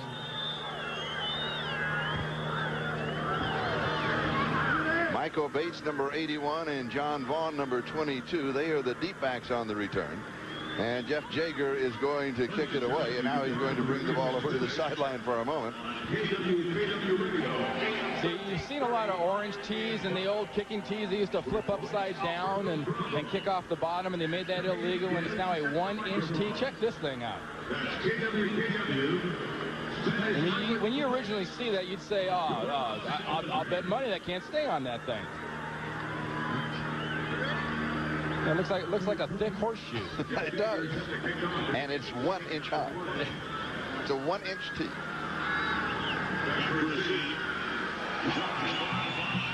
And of course, in the past, as most as you know, it was a 3-inch tee. By moving the kickoff back to the 30 and lowering the tee, you have better returns and better field position to start drives. This one is taken by John Vaughn.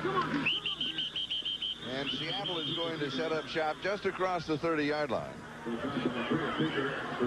We got a flag. Got a flag there at the end, and he was not brought down by a Raider. He ran into the back of a pile of his own guys, got up and kept going, and half the people on this last kickoff started running off the field.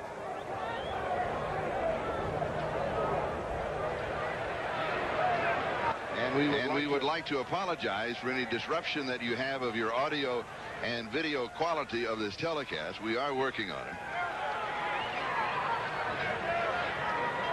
Dick Hantak, the official crew, they've had their hands full in this ballgame, haven't they? Offsetting fouls, personal foul, number 37 on Seattle, number 22 on the Raiders. Penalties are offset. First down. 22 is Harvey Williams.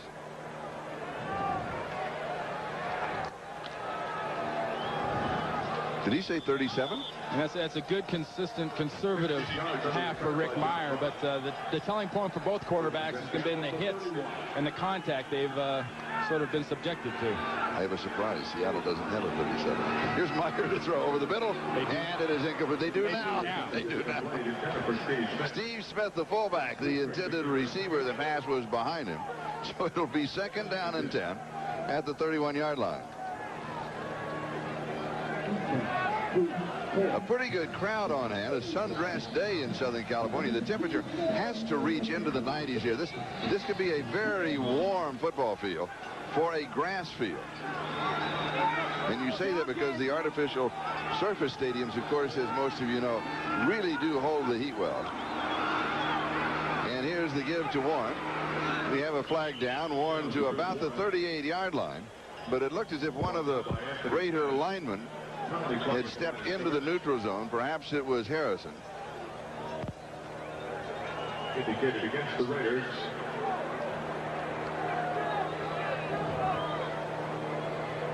Offside.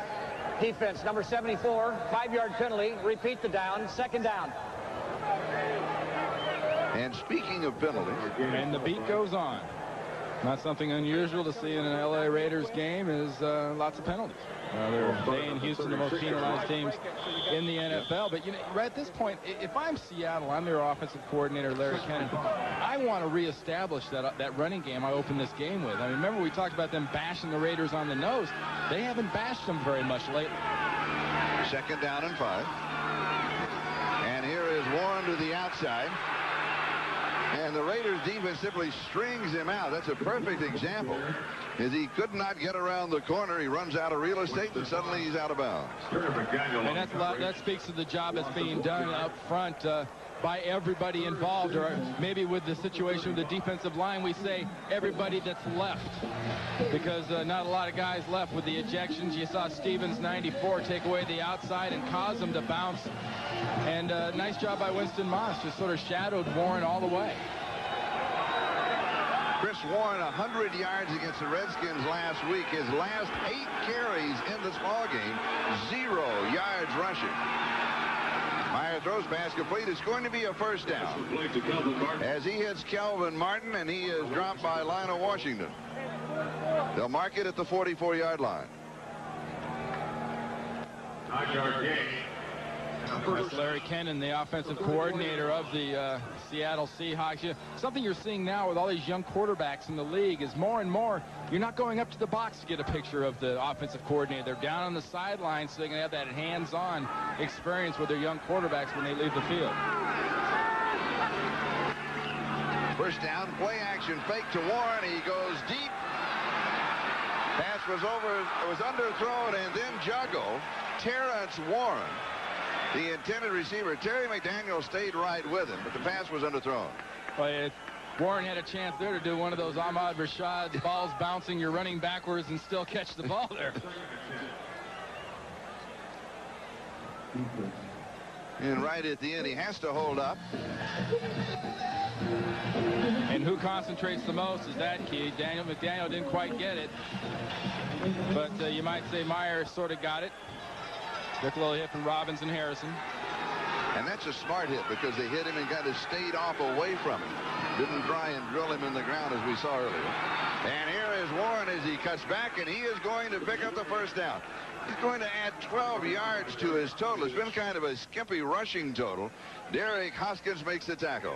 The thing to watch here is try to find the hole and watch how fast Warren hits it once he decides where it is. He says, there it is there, bam, there he goes. This is his 13th carry and a total of 32 yards rushing. Like we said, if we're the Seahawks people, that gets up to about 26 carries by the end of this game. And a first down. And he's going to lose yardage. He's going to knock about 3 off of his total. There's John Duff, the former tight end for the Raiders. You know, they were pretty pumped on him in this training camp. We saw him over in Barcelona, and Art Shell and Al Davis both said, you know, watch this guy. He can go after the passer. And there's a little example of maybe he's learned how to defend the run a little bit, too. Second down and 12. Young man's probably a prime candidate, though, as an inexperienced defensive lineman, if you have a moving line at all, to try to trap him or kick him out with a fullback.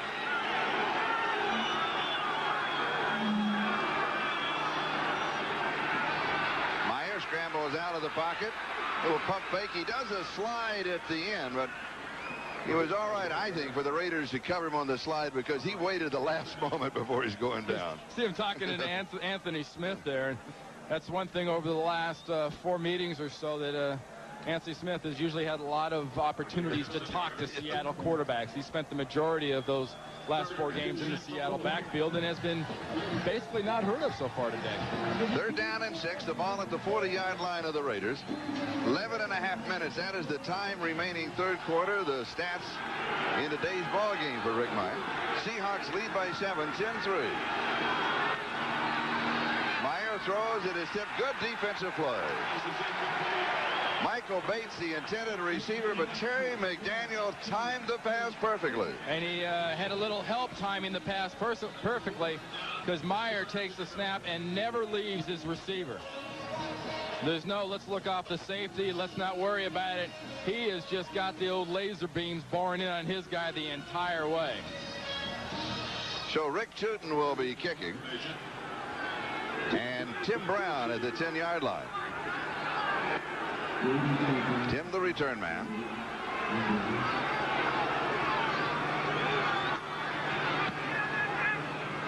And he pops it up. And it's going to be down in the end zone for a touchback. Tim kind of faked everybody out. He didn't signal for the fair catch, and he just kind of waited there for a moment. We'll step aside. We'll be back to the Coliseum in Los Angeles. Industry. Clean, economical, natural gas. Think of what you'll save. And by Budweiser. Beechwood aged for a crisp, clean, classic taste. Welcome back to the Coliseum in Los Angeles. We have 11:09. That is the time remaining here in the third quarter. And Seattle continues to lead by 7 over the Raiders. The Raiders' first opportunity on offense in the second half. And they'll start from their 20-yard line. And they start on the ground. And there is nothing there. Harvey Williams. He's going to pick up a couple of yards, maybe 3, and that's going to be it. And so the Raiders now have shown their run in the second half, and we expect them to go right back to the air. This was the modus operandi in the first half. I guess you gotta try it and see if maybe it can work. Magically, it appears in the second half. Let's run it up inside. What? No, it's still not there. Okay. Back to the air. Back to the air.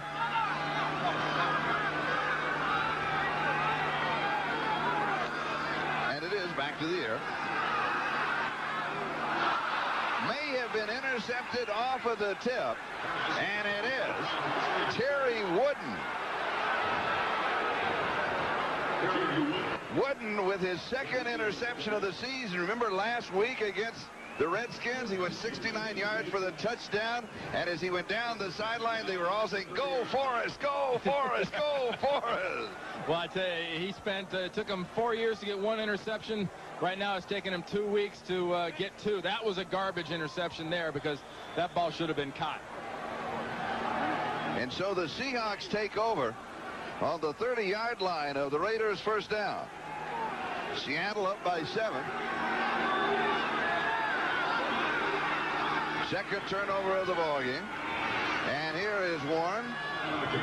And he is going to go to around the 26-yard line. So he's going to pick up about 4 on the play.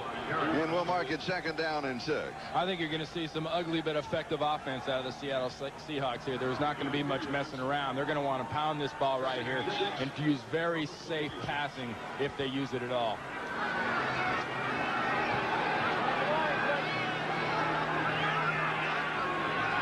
We're at the 10-minute mark in the third quarter. And a fake to Warren. And the pass to the 21-yard line is complete. And this time it's Brian Blades. And Beckert makes the tackle. So the ball just outside the 20. A little while ago, Charlie, we saw the game stats of Rick Meyer, his passing and his rushing, and they're not really that impressive. You know, he's passed for 100 and something yards. He's rushed for, you know, a dozen or 2 yards, something like that. But, you know, this is the kind of offense and the kind of team that can pass for 200 yards and kill you.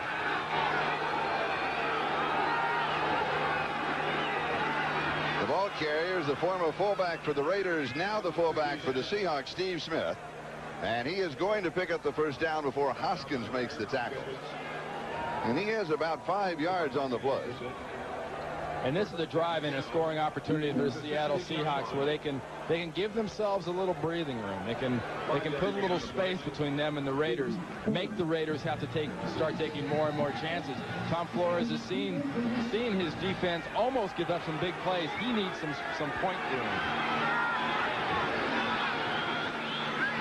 And a fake on first down, and Meyer is going to be sacked. He was looking into the end zone, and he saw double coverage. And when he looked back, guess what? He saw Anthony Smith. Well, Anthony Smith has had 4 sacks a game against the Seattle Seahawks. 3 of the last 4 times these teams have played. Finally gets back there. This is an example of Meyer looking first receiver, second receiver, third receiver, Anthony. So it'll be second down and 16. And when you get it, enjoy it, have fun, and point it out to your teammates.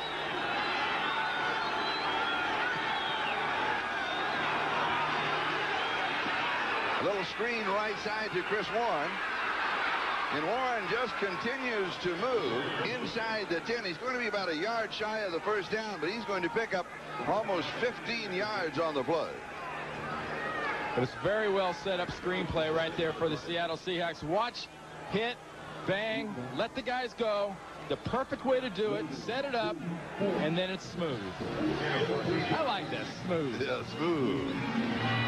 Third down and 2 at the 9-yard line. Warren, the remaining back. Blades is in the slot left. And we have jumping by the tight end, Paul Green.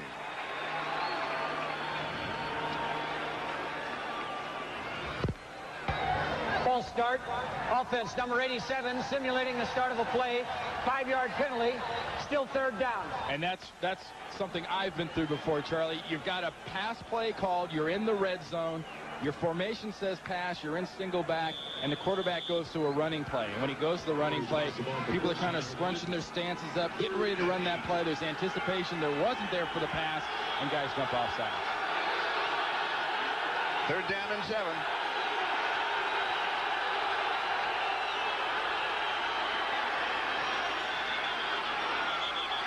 Incomplete. Flag down.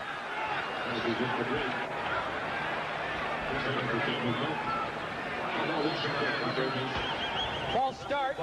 Offense, number 78. Prior to the snap. Repeat the down. Third down. And right now, you got to think Tom Flores wouldn't mind having Ray Roberts back as regular left tackle. Kime jumps off sides, and it's concentration. He's in the Coliseum, and it's an example of a young guy just getting a little too excited and leaving 5 yards too early.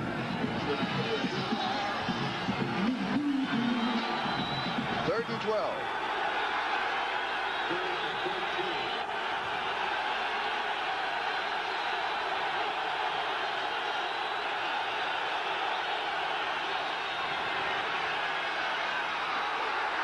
Blades pulls it in. And let's see where they spot it. It will be close to the first down, but maybe a yard shy. Yeah, he's going to be 2-3 feet short. Ball's going to be marked on about the 7.5-yard line, I think. And there's a player down.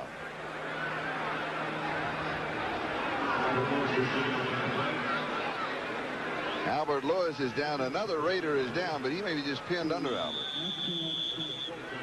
So we have an injury timeout. We'll step aside. We'll be back to the Coliseum in a moment.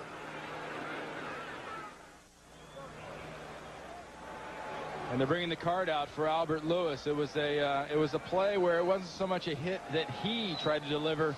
Watch the inside slot receiver there, and the hit is going to come from his teammate, Eddie Anderson, 33.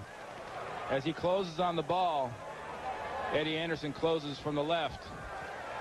Ouch. So often when you're a defender, and as many times as I hear it from guys that play defense, they worry a lot less about the guys on offense hitting them, and in a lot of cases they worry about the guys on their own defense getting them. Kind of look around and check, where is everybody?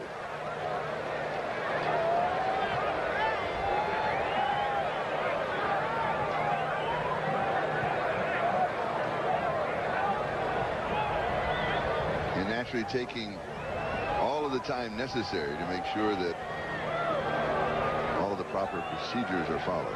Well, Al Davis spent a lot of money on Albert Lewis, bringing him here from the Kansas City Chiefs. And, you know, Art Shell has had this guy as a nickel back right now. He hasn't quite got into the starting role, but he is a quality defensive back. 11 years with Kansas City, and in his original draft, he thought he was going to be drafted by the Raiders, and he was looking forward to being drafted by the Raiders, and then Kansas City drafted him a couple of players right in front. In fact, he was on the phone at the time with the Raiders when Kansas City drafted him. Yeah, actually, Willie Brown. Yes, he was on the phone. Hall of Fame defensive back was on the phone with him and said, "We're going to pick you." Yeah.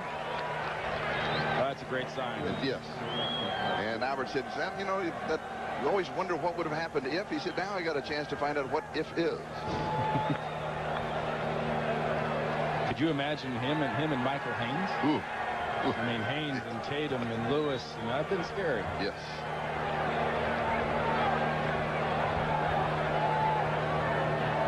And that's the best sign of all.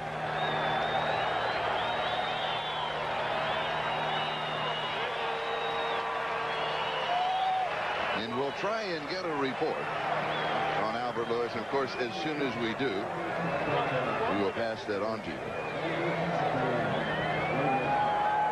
And speaking of Michael Haynes, working the local radio here in Los Angeles, I tell you, I don't know if I was ever around. I played in an all-star game with Michael when we were both seniors in college at the Hula Bowl. I have never seen an athlete like this guy, big, physical, and he could run as fast in the backpedal as most guys did forward. It's going to be 4th down and 1. And the Seahawks, leading by 7, 10-3, are going to go for it. I like this decision. They've got a Raider team that has sort of been taking it to them lately. End of the half, and here they got a chance to really make a statement. Blades comes across in motion. The give is to Steve Smith, and he spins his way to the 5-yard line. It'll be 1st down and goal to go. A good aggressive call by both teams. Larry Cannon, the offensive coordinator, says we're going to slam it at you. And on defense, the Raiders are blitzing. Greg Beekert, the second-year linebacker, 54, just got there a little late. Almost took that handoff in the backfield. So the ball at the 5, 1st down, goal to go. The fullback is Steve Smith. Chris Warren is the tailback. As Blades comes across in motion. A little bobble on the snap, and the throw all alone in the end zone. Ryan Blades. And the Seahawks score their 2nd touchdown of the ballgame. You know the most often heard term right now on the Raiders sideline as the defense goes there? Yours. That was my guy. And he came completely clean. I mean, this is obviously a bite on a play-action fake. It looks like a run up front. You get guys pulling, and suddenly it's dropped. Hoskins is running towards the quarterback, turns around, and runs back towards the wide receiver, but they got awfully lonely in that end zone for Blades.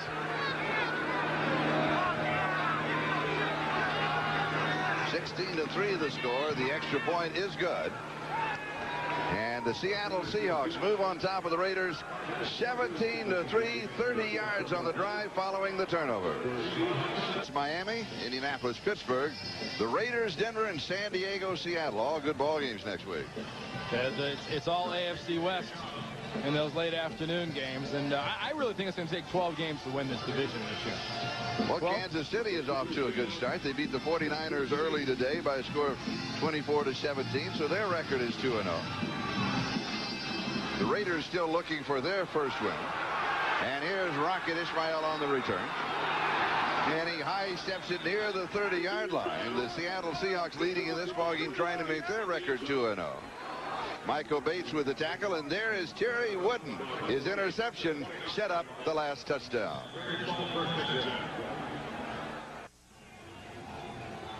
.538 left in the third, and the Seahawks leading the Raiders 17-3. Points off of turnovers. as follows. You know, as set up by last week's game, Seattle took advantage of turnovers last week with Washington, taking advantage of the turnovers today. And that last turnover puts the Raiders in a position where they have to move the ball down the field with their passing game. Hostetler back to throw. He goes deep down the field, has a man, juggled, incomplete. It was there. It was there for Alexander Wright, and he couldn't hold on. He should have had it the first time. You don't get more than one shot in this league because those defensive backs aren't near you. That makes 3. That is now 3 long passes. You got 2 overthrows and a drop. I mean, it is there. They've got to keep going there. I say they're down by 2 touchdowns, so that's where they got to keep going. But I'll tell you, Fred Biletnikoff, the receiver coach, everybody has to know they can get it downtown. And this time he comes back over the middle to the tight end Glover. He'll pick up the first down. As expected, Albert Lewis will not be returning to the ball game. They have taken him in for x-rays, and we do not have a report on that as yet. But as we receive it or as the information comes in, we will pass it on to you. Ball at the 43-yard line of the Raiders, first down. Trailing 17-3.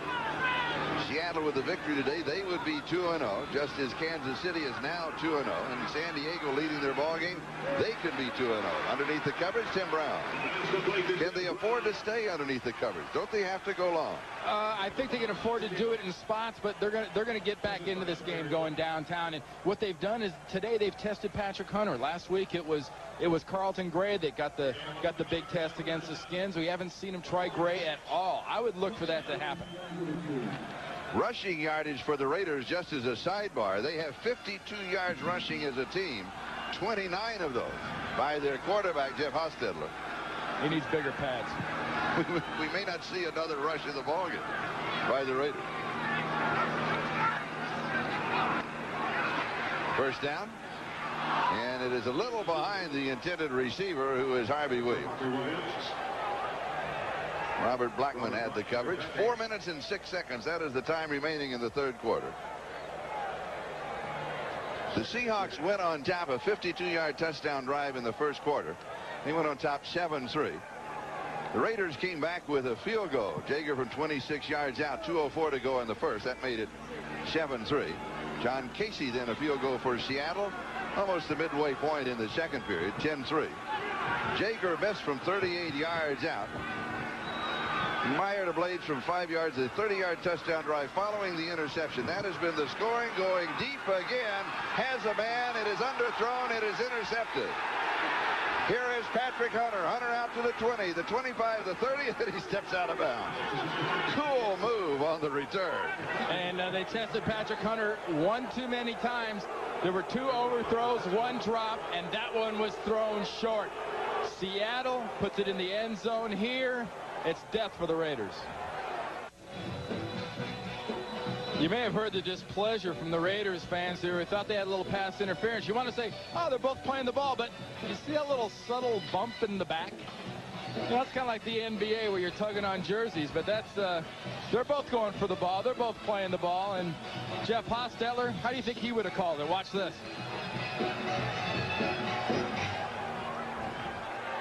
Why'd I do that? The Seattle Seahawks now, 1 fumble recovery, 2 pass interceptions, a first down at their own 33-yard line. And the give is to Chris Warren.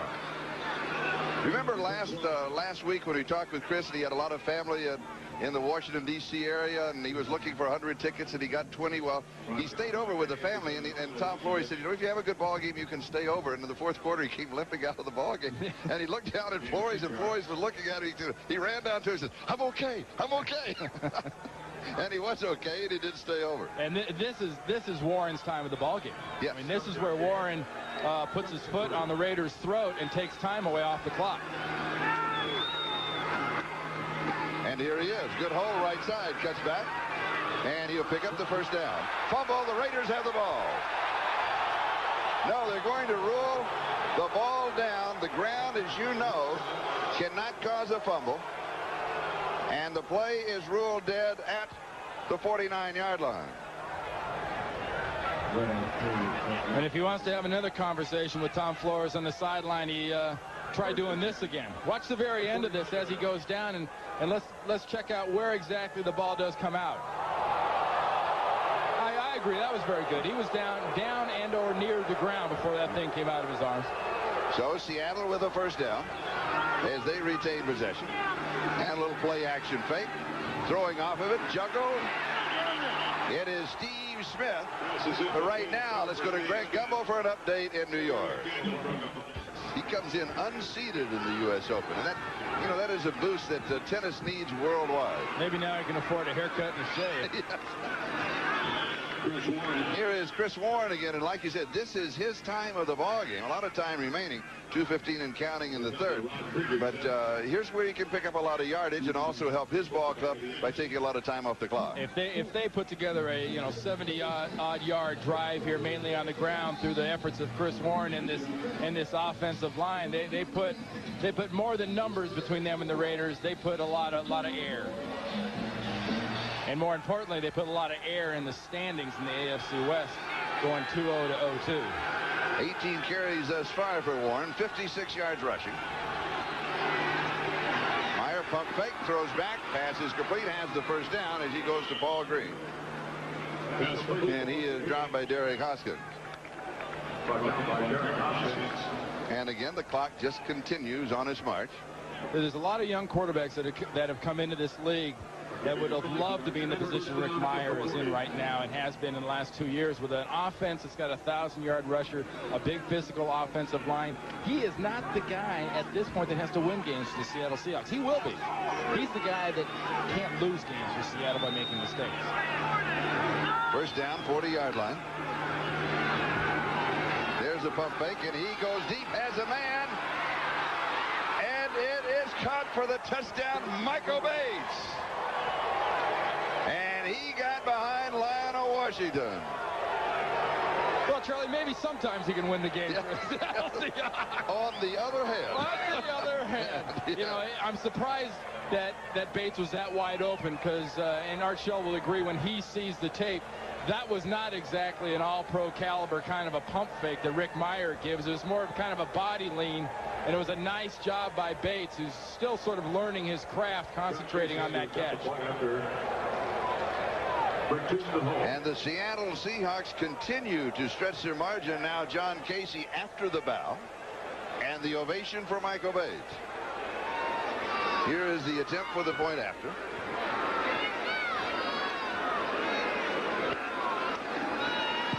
And it is good as he splits the uprights. And the Seahawks move in front now by a score of 24-3 over the Raiders, with less than a minute to go in the third. And a smattering of boos here in the Coliseum. 67-yard drive, 6 plays. 17 points for the Seahawks off of turnovers. And that's been the story, and that's the thing that, you know, Jeff Hostetler has told us yesterday, you know, we're just out of sync. We're just not quite there. Well, one thing they didn't do much of last week was give the ball away that often. What they've added to today is just being a little bit out of sync in their long passing game, and they give them the ball away. And remember, not so long ago, opposite end of the field, when the Raiders with that opportunity to Alexander Wright, and then they followed by the interception, and all of a sudden the Seahawks an almost insurmountable lead of 24-3. Wait. Be sure to join. Charlie, who would you put in there? Of the 40, I will take one pick. My surefire pick, Muhammad Ali. Yeah. Okay? The rest of the other 39 are yours. All right, here we go. John Casey is going to kick off with Rocket Ismail and Harvey Williams as the return man.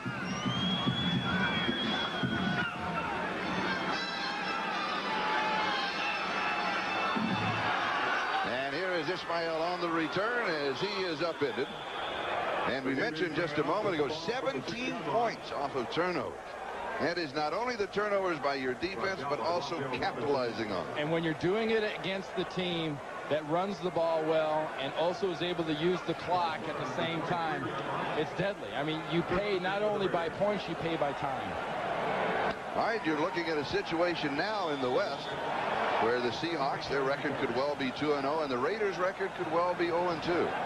If there's a team in this AFC West that has the ability to be 4 plays from now ahead by throwing long passes, it's the Raiders. All right, Hostetler, of course, comes out throwing near sideline, and he has the rocket almost a quick burst, and he could have been free down the sideline. Carlton Gray got him. But they have a dangerous set of receivers, don't they? Well, they really do. And, you know, Hostetler realizes the fact that he's in such a different offense than he was in New York, where it was much like kind of Seattle does, high percentage passes and pound the ball in your face. Here in L.A., you're going underneath just from the fact that you can't throw it long every time. We're taking the countdown on the time remaining in the third quarter here in the Coliseum. Hostetler throws far side. The pass will be incomplete. Next week, Seattle returns home. They will host San Diego. Now, a reminder for Seahawk fans, that game is a 1 o'clock game at Husky Stadium. And then the following week, they will host Pittsburgh, and that game also at Husky Stadium, but that is a 3 o'clock start. And next weekend, the Raiders will be at Denver. And bring your Miners hats to that 3 o'clock start. You're going to need it in the second half. Yes, we understand there will be additional lighting, and we also understand we may need the additional lighting.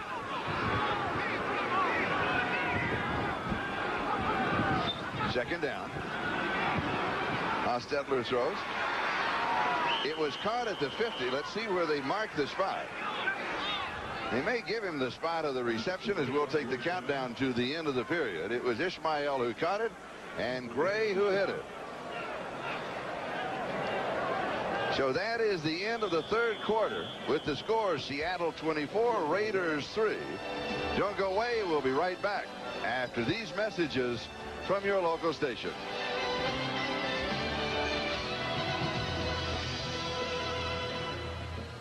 Welcome back to the Coliseum. And, you know, Charlie, they made a big deal about the 40th anniversary, Charlie.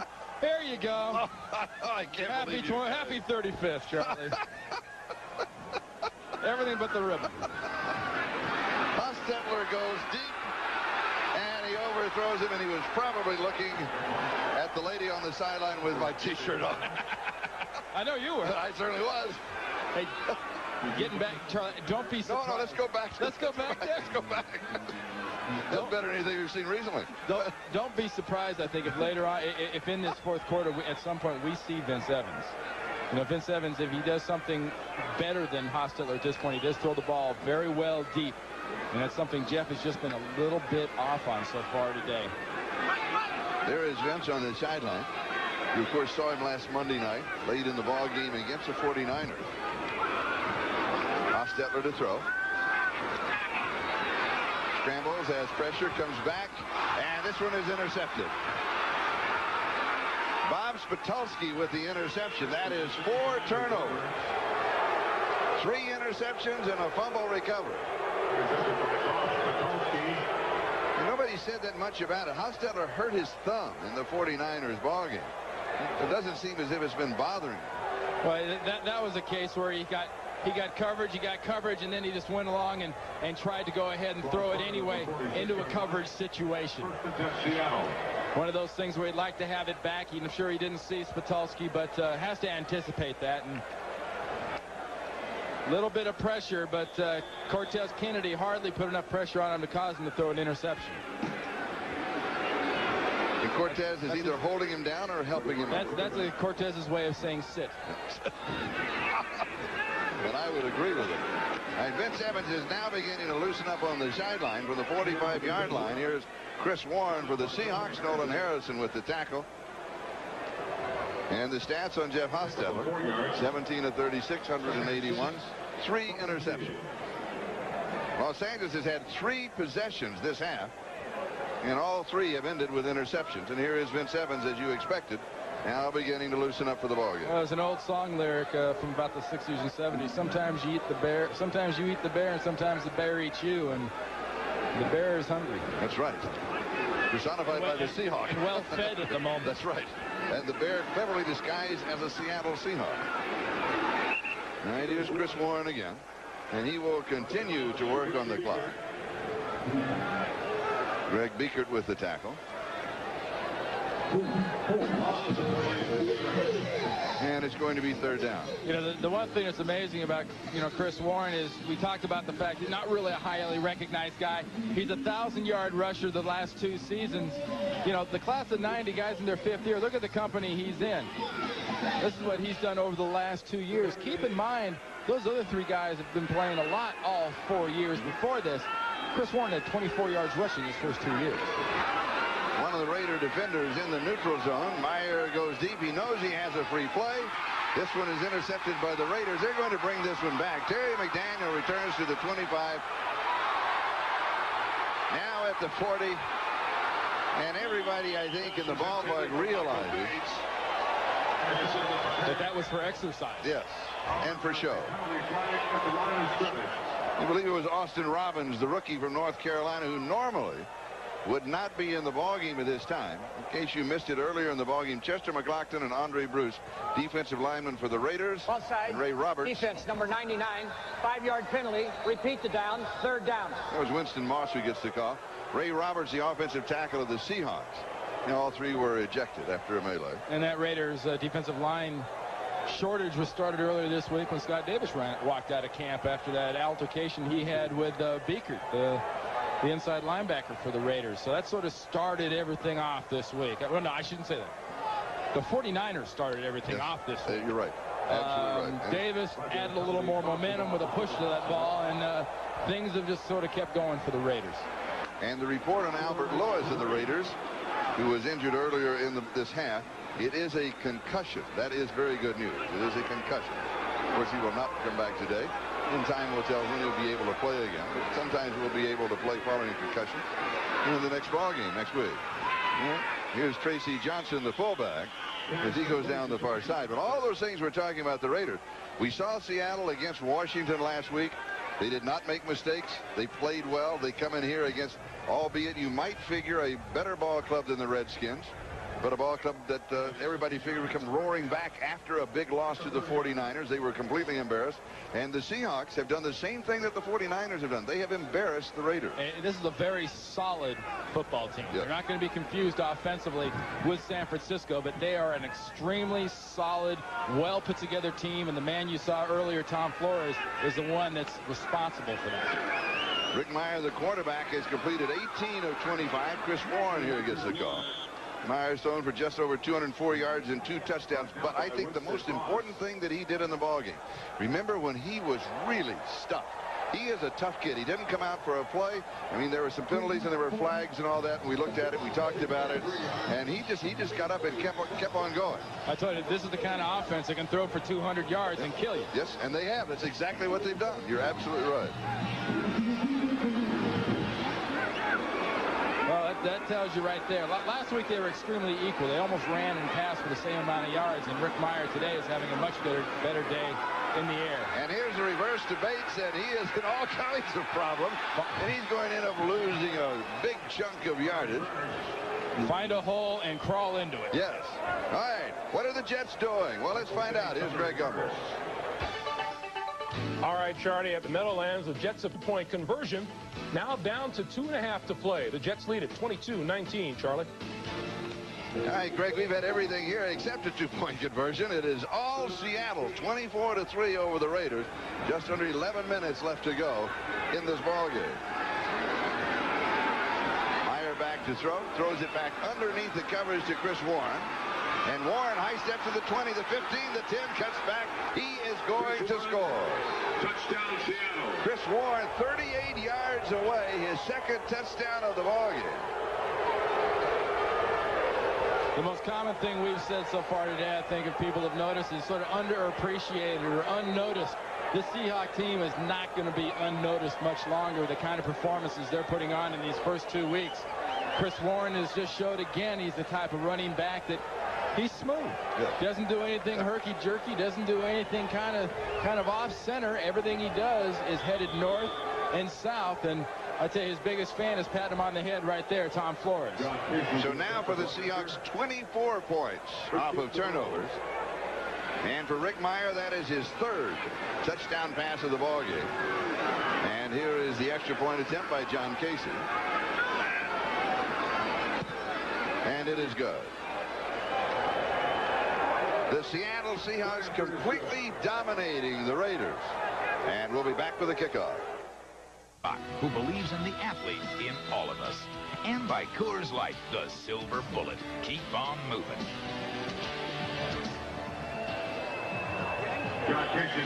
Welcome back to the Coliseum in Los Angeles. The Seattle Seahawks out in front of the Raiders, 31-3. Vince Evans has his helmet on. He is the number 2 quarterback for the Raiders. Here is the kick.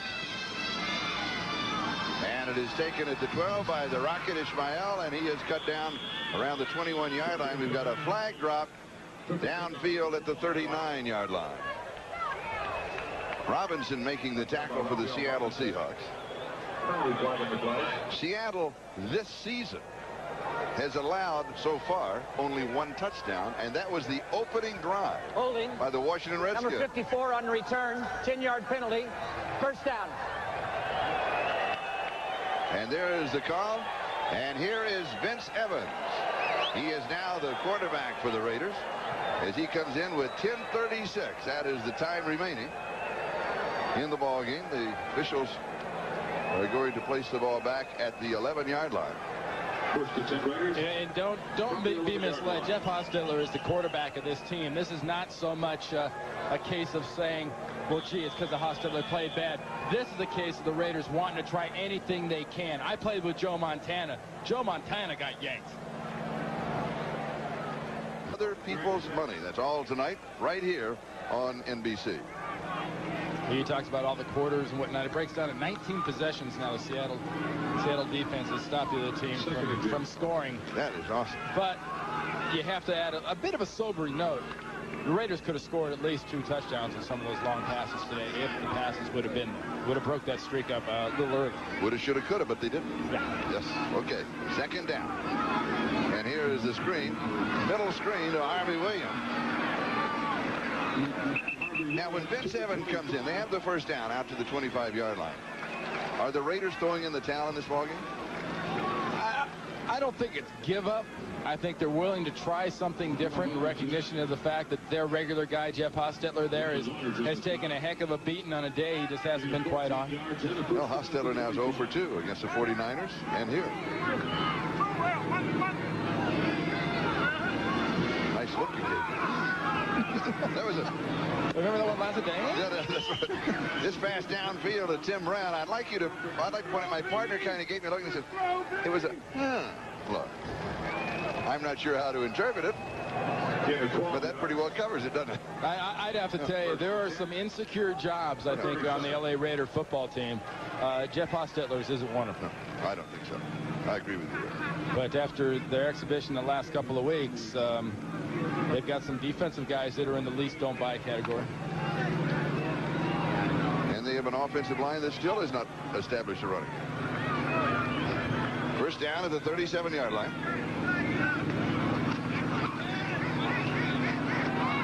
Evans, a good scrambler. He cuts back 45, 50, has the first down.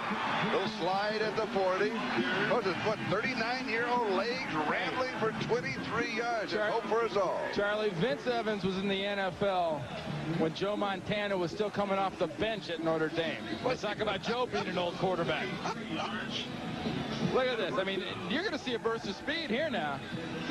But my favorite part's the end. I can run. I can still do it.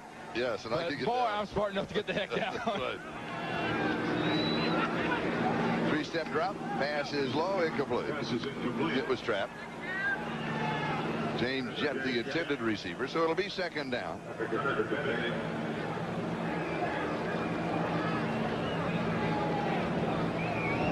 He is Vince Evans, the second oldest player in the league, and the oldest player in the league plays down the freeway. Jackie Slater, yes, starting once again for the Los Angeles Rams, who let's be charitable and say they got beat rather badly today. They did. They did. The Atlanta Falcons, Andre Rison guaranteed a win. Yeah. He said nothing about an embarrassment. It's true. Evans is hit. Ball pops loose. A scramble for it.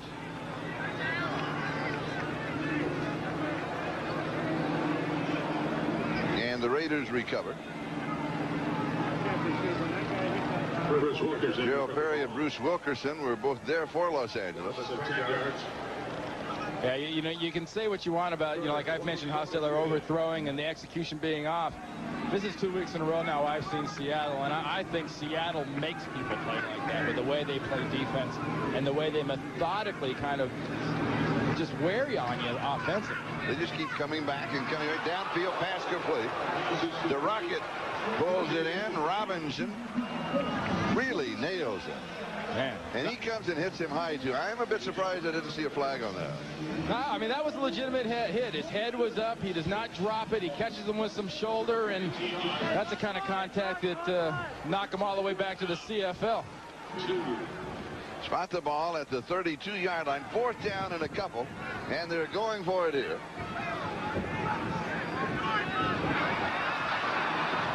We have movement offensively and defensively. Everybody resets. A Seahawk comes free, and there's the sack. Rod Stevens coming off the corner. They've tried that on several occasions today. Stevens, normally a middle linebacker, has been moving around and bringing it. And nobody picked him up.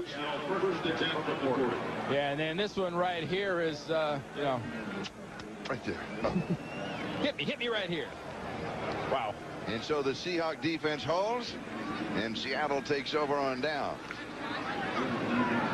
They are comfortably in front by a score of 31-3. And we'll step aside. We'll be back to the Coliseum in just a moment. When we walked into the Coliseum today, you pointed out first thing. Oh, and I miss it. That's the one thing they talked about. The ivy is gone off the Coliseum. Yes. I lived down in Georgia Shore. I can tell you, there's this stuff that came over from the African continent. It's called kudzu.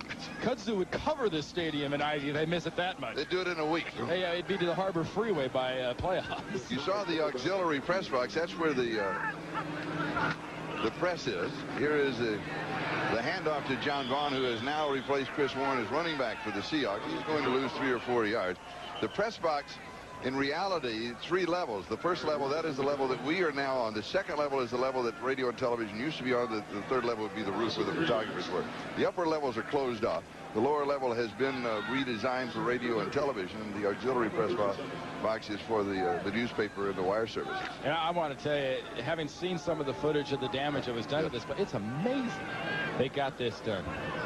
Yes, a man by the name of Ron Tudor, who is an SC alumni and it's a construction company. He came in immediately before anything was awarded, and here's a handoff to John Vaughn off the right side.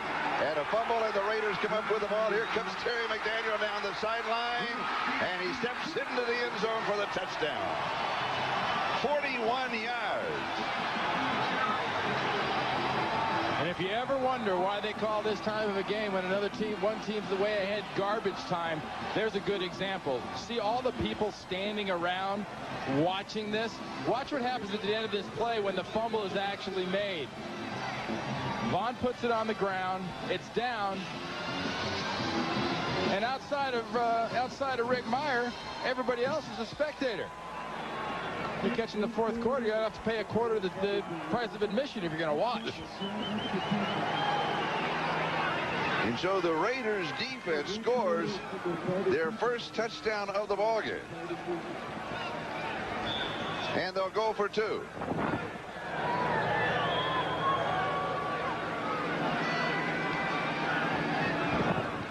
And if they spread things out, keep an eye on something. I wouldn't be surprised to see him use Vince Evans' ability to move around, a quarterback draw type of a play.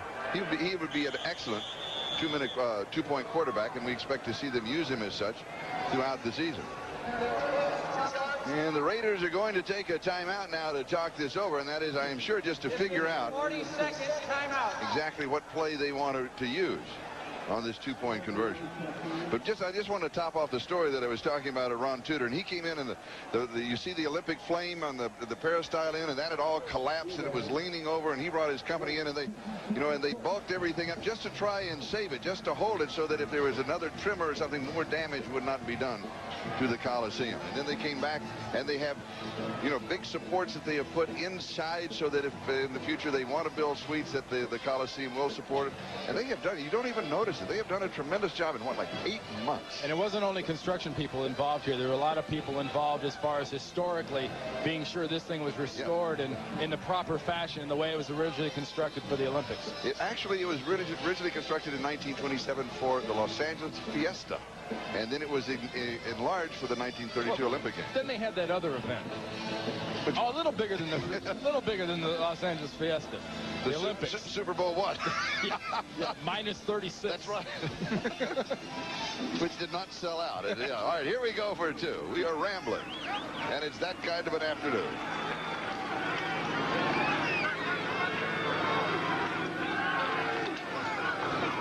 Evans to throw. Steps.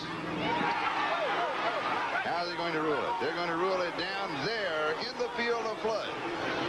Tim Brown, either that or they're going to rule it incomplete.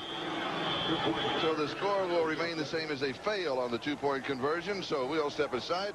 We'll be back with the kickoff in just a moment. For the Raiders, their defense scores, their offense fails on the 2-point conversion. Now they'll come back with an onside kick. And it's up to the special teams now to see if they can't get the ball back. Watch how this usually is done. You'll see the ball, most kickers will kick this so it bounces twice, and on that second bounce it goes up. And when I say up, I mean 10, 12, 15 feet off the ground, makes it a jump ball.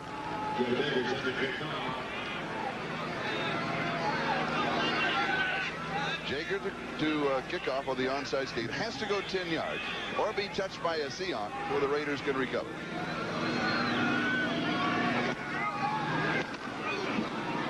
And we have flags down on the play. That's going to be offsides on the Raiders. The Raiders moved at Gossett's urgings there when he dropped his arm, but I think this moved a little quicker than Jager could get to the ball.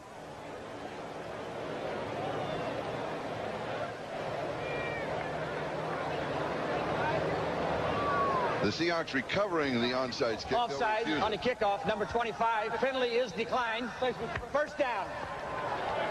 Tonight on NBC, following the game on most of these stations, you'll see Angels, the Mysterious Messengers, and then we'll bring you the network premiere of others. So Seattle has the ball just outside the Los Angeles 38-yard line. And a first down. In addition, they have a 31-9 lead. And here is John Vaughn. Vaughn, who coughed it up back in, he gets the next handoff, and he picks up about 15 yards on the play. So it'll be a first down at the 25-yard line. Well, the bodies have changed at halfback, but the results are looking fairly similar. Not quite the smooth gliding of Chris Warren, but Vaughn does a good job there of just bouncing it and then not getting too enamored with the bounce and taking it straight upfield. So a first down at the Raiders' 25-yard line. Warren on the sideline. Another good afternoon. A bit surprised perhaps that Rick Meyer still in the quarterback. To hand off? No. Because that's all he's going to do is he's going to hand off. Right. It'll be second down and 10. I thought perhaps we might see Dan McGuire. There he is, number 10. You know, it's a real plus for this organization. Stan Gelbaugh 18 next to him, but the real plus with McGuire, they feel very comfortable down with McGuire. They drafted him a few years ago, kind of mixed reviews for a while. He had some injury problems, but they're extremely confident in the job they know he can do as the backup quarterback. He was their number 1 choice in '91. Second down and 10. Here is Vaughn. Move on to the 21-yard line.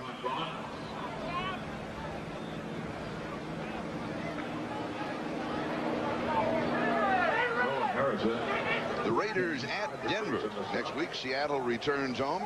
Their home opener. They'll be hosting San Diego again. A reminder, Husky Stadium at 1 o'clock. What about the Raiders at Denver? Mile High Stadium. It's not a good place to try to get healthy for Art Shell and the Raiders. It's a place they've traditionally had a tough time. It's one of the hardest places to play in the NFL, and the only way for them to get better, I think, is to get better offensively. Their problems are pretty good on defense, but they have just got to produce some points on offense. Vaughn just kind of slides through near the 17-yard line. So it's been fourth down and a couple, and we expect the field goal team to come in. Nolan Harrison with the tackle. 4 minutes, 19 seconds and counting. And for Tom Flores, this will be career victory 101 as the head coach of the Seattle Seahawks. Remember last week when we talked to him before, you know, he said, well, about 100, you know, if you win against the Redskins, he said, well, it's really not that important. Gary Wright, you know, he kind of reminds me of this, and then afterwards they gave him the game ball, and he said, this is one of the great days of my life. So he had thought about it a lot more than he told us. And you're absolutely right what you said earlier. I mean, he's a guy that also has not gotten all the credit he deserves.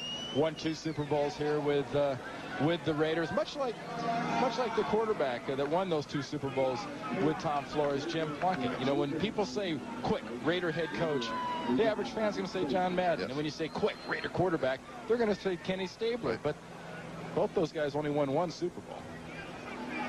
That's not a bad accomplishment. But oh, no. But it's only 1. You know, that's right. You know. Others have done more. It was interesting on NFL Live today. It was they had a conversation with Emmitt Smith and with Troy Aikman, and Emmitt was talking about how motivated the Dallas Cowboys are to win and to get another Super Bowl. And I can tell you from personal experience, and Tom's been to a few of these Super Bowls. Super Bowl's kind of like the Pro Bowl. There's only one thing worse than never having gone to a Super Bowl or a Pro Bowl, and that's only going once. Because once you've been there and once you know what it's like to be recognized as the best or to be the best, it's an awful lonely thing. You have 3 rings? I've got 3. I retired, and I'll be darned they went and did it again the year after I left. So they missed the heck out of me. 36-yard field goal attempt by John Casey.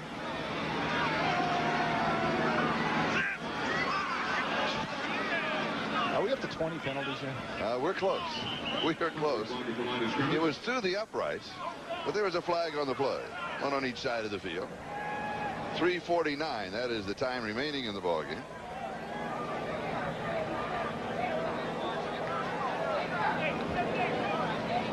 Casey has hit from 33 yards away earlier. We have a neutral zone violation. The offense moved. However, the defense was in the neutral zone. 5-yard penalty against the defense. First down. When things are going bad, they all go bad. Things are getting negative. Yes. Oof. And I'm not completely sure I understood the explanation, but the bottom line is it's a first down Seattle. Well, at this point, I think everybody involved with this on offense, on defense, on the sideline is saying, how much time left? Yes. You know, they want to run this thing out because, I mean, look, 20 penalties. You asked. There it is, 20 penalties. 20 penalties. Yes. And if you're not playing well offensively and you're not playing well defensively, you can't afford to do 2 things. You can't get penalties, you can't turn over the ball, and Art Shell's watched his team do all 4. A first down.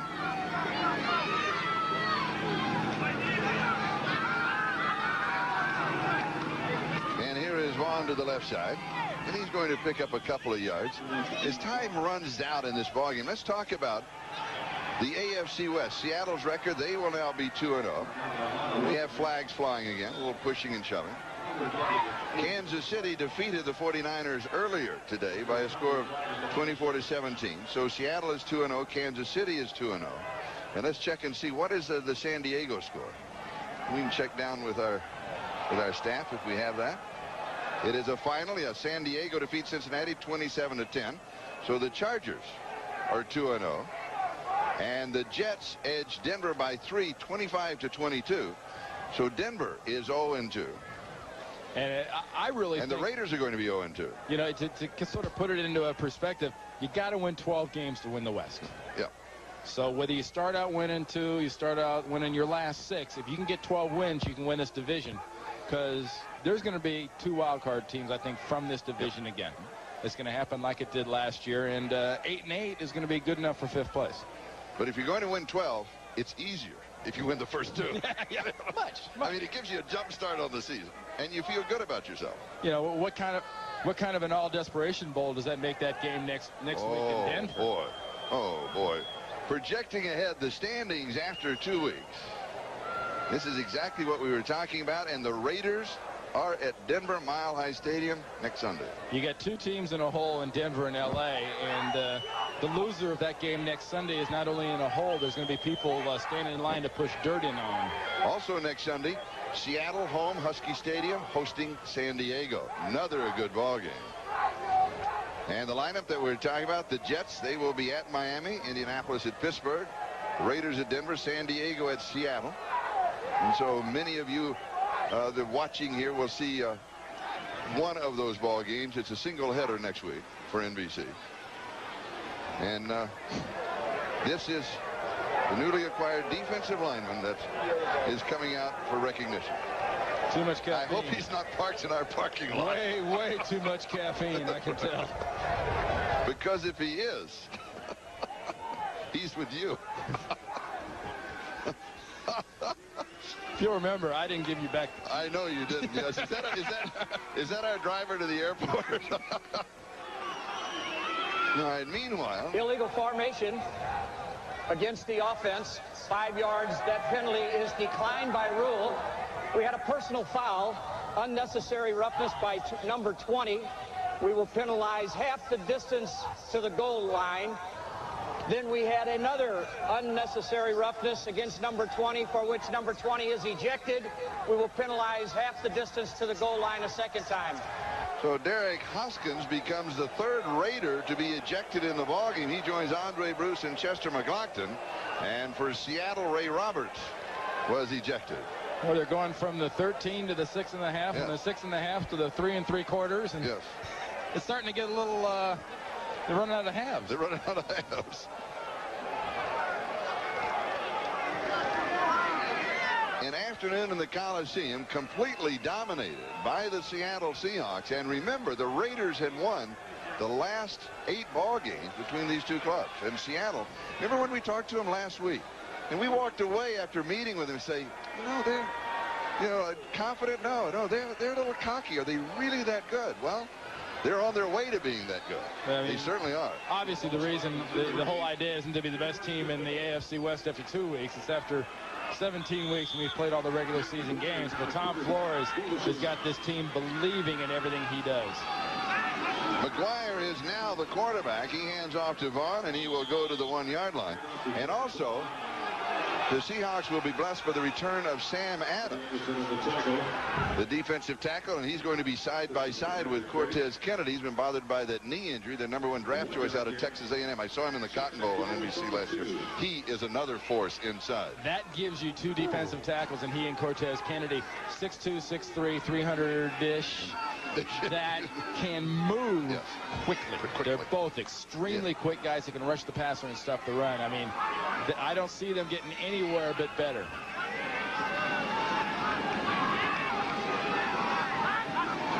McGuire fumbles on the snap. It is kicked at the bottom of the pile. You might be able to kick that. Might have kicked into the end zone. He's the only one that can recover that. It's going to be probably about 6 inches short.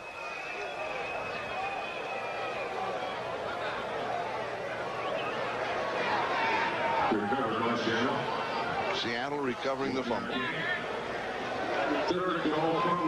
So it's 3rd down and goal to go, 1-yard line. There it is, just pulled away. The ball did not come with it, and he went down after it. I like that attitude, Charlie. I can tell you work with the former offensive lineman. You blame the quarterback. Of course. Pulled out of there too fast. That's right, he did. Oh, yes.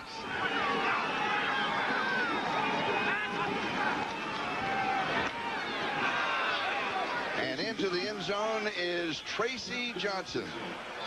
As Tracy Johnson scores the touchdown. Well, some might take that as kind of rubbing it in. Never hit a man when he's down, kick him, it's easier. Well, the way the Raiders have played here lately, it's more like, never hit a man when he's down, let him kick himself, because the Raiders basically put Seattle in this position. That's pure power and push. He's stopped on the 1 and does not stop. He's pushed, he's pulled, and then one thing he's not tackled.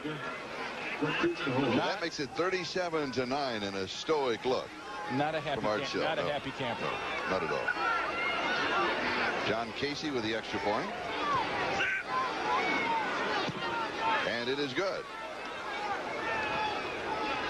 38-9. The Seattle Seahawks out in front of the Raiders. With just over 2.5 minutes left to go. A chance to thank Ron Lux and Steve Sitcher, our spotters, and our old friend Dennis Mnuchin, our statistician. Thank you, gentlemen, for your outstanding work today. And big smiles all around. It'll be a nice flight home for the Seattle Seahawks, and for the Raiders, it's back to the drawing board. Exactly. It's back to their center there in El Segundo. Hopefully for them, they won't they can come out of this healthy. They won't have anybody else walk out on them this week like Scott Davis did last week, and they can regroup this thing, because they're going to be going into a place in Denver where they're going to be facing another 0-2 team that they're in a situation in the third week they've almost got to do anything to get a win. And I'm sure that the Denver Broncos feel the same way. Exactly. The attendance this afternoon, 47,319 here at the Coliseum. And, of course, the Seahawks will go home on a major high, and it's a major low for the Raiders. And the Seahawks will be hosting the San Diego Chargers, likewise a 2-0 ball club. That'll be a good ball game.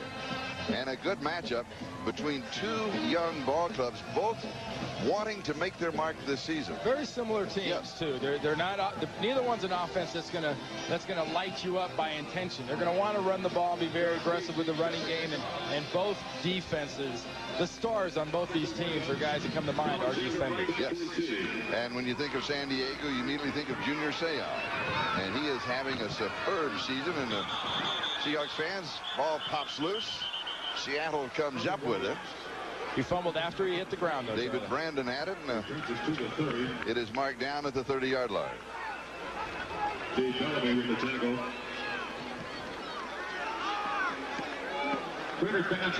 Speaking of the AFC West, here's their strength of schedule of their opponents. Kansas City's a little over 53%. This is their schedule of last year. Then the Raiders, Denver, San Diego. Seattle has that 5th place schedule, and that's a good schedule to play.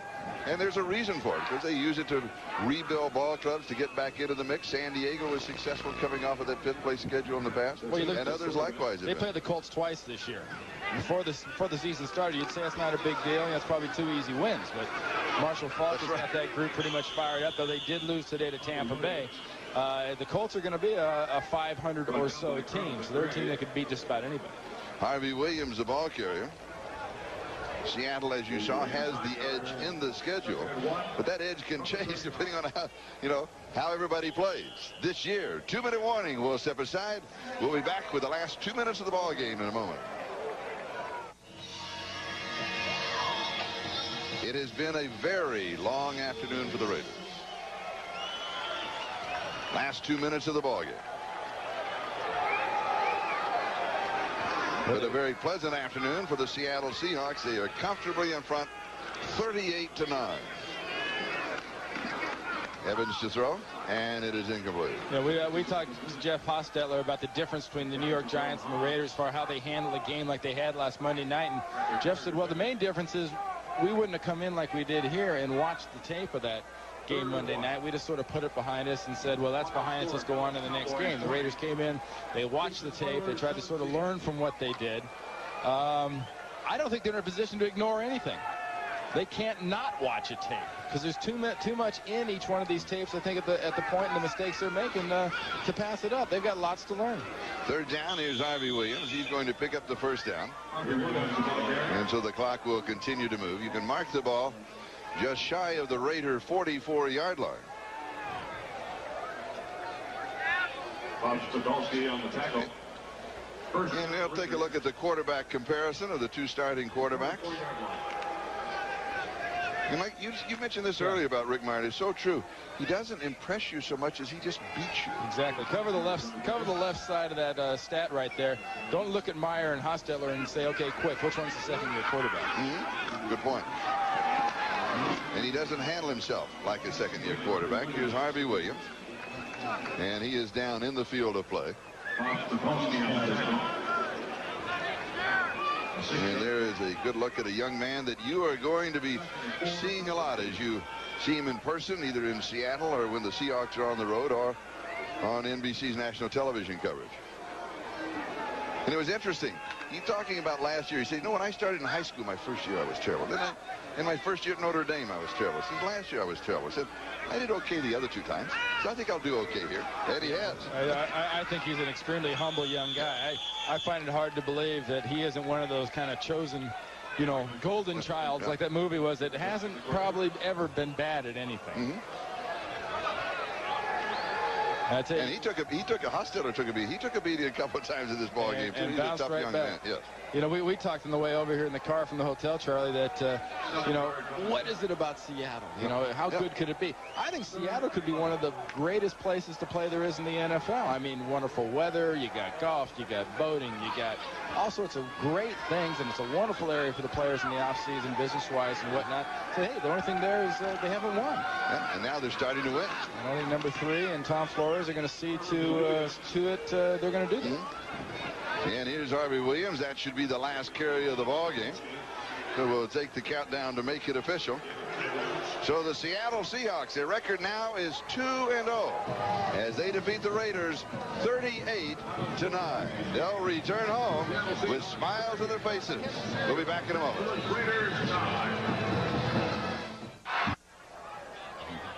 Once again, the final score is Seattle defeating the Raiders by a score of 38-9. For Randy Cross, I'm Charlie Jones. So long from the Coliseum in Los Angeles. This has been a presentation of NBC Sports in our 30th year as your home for the NFL.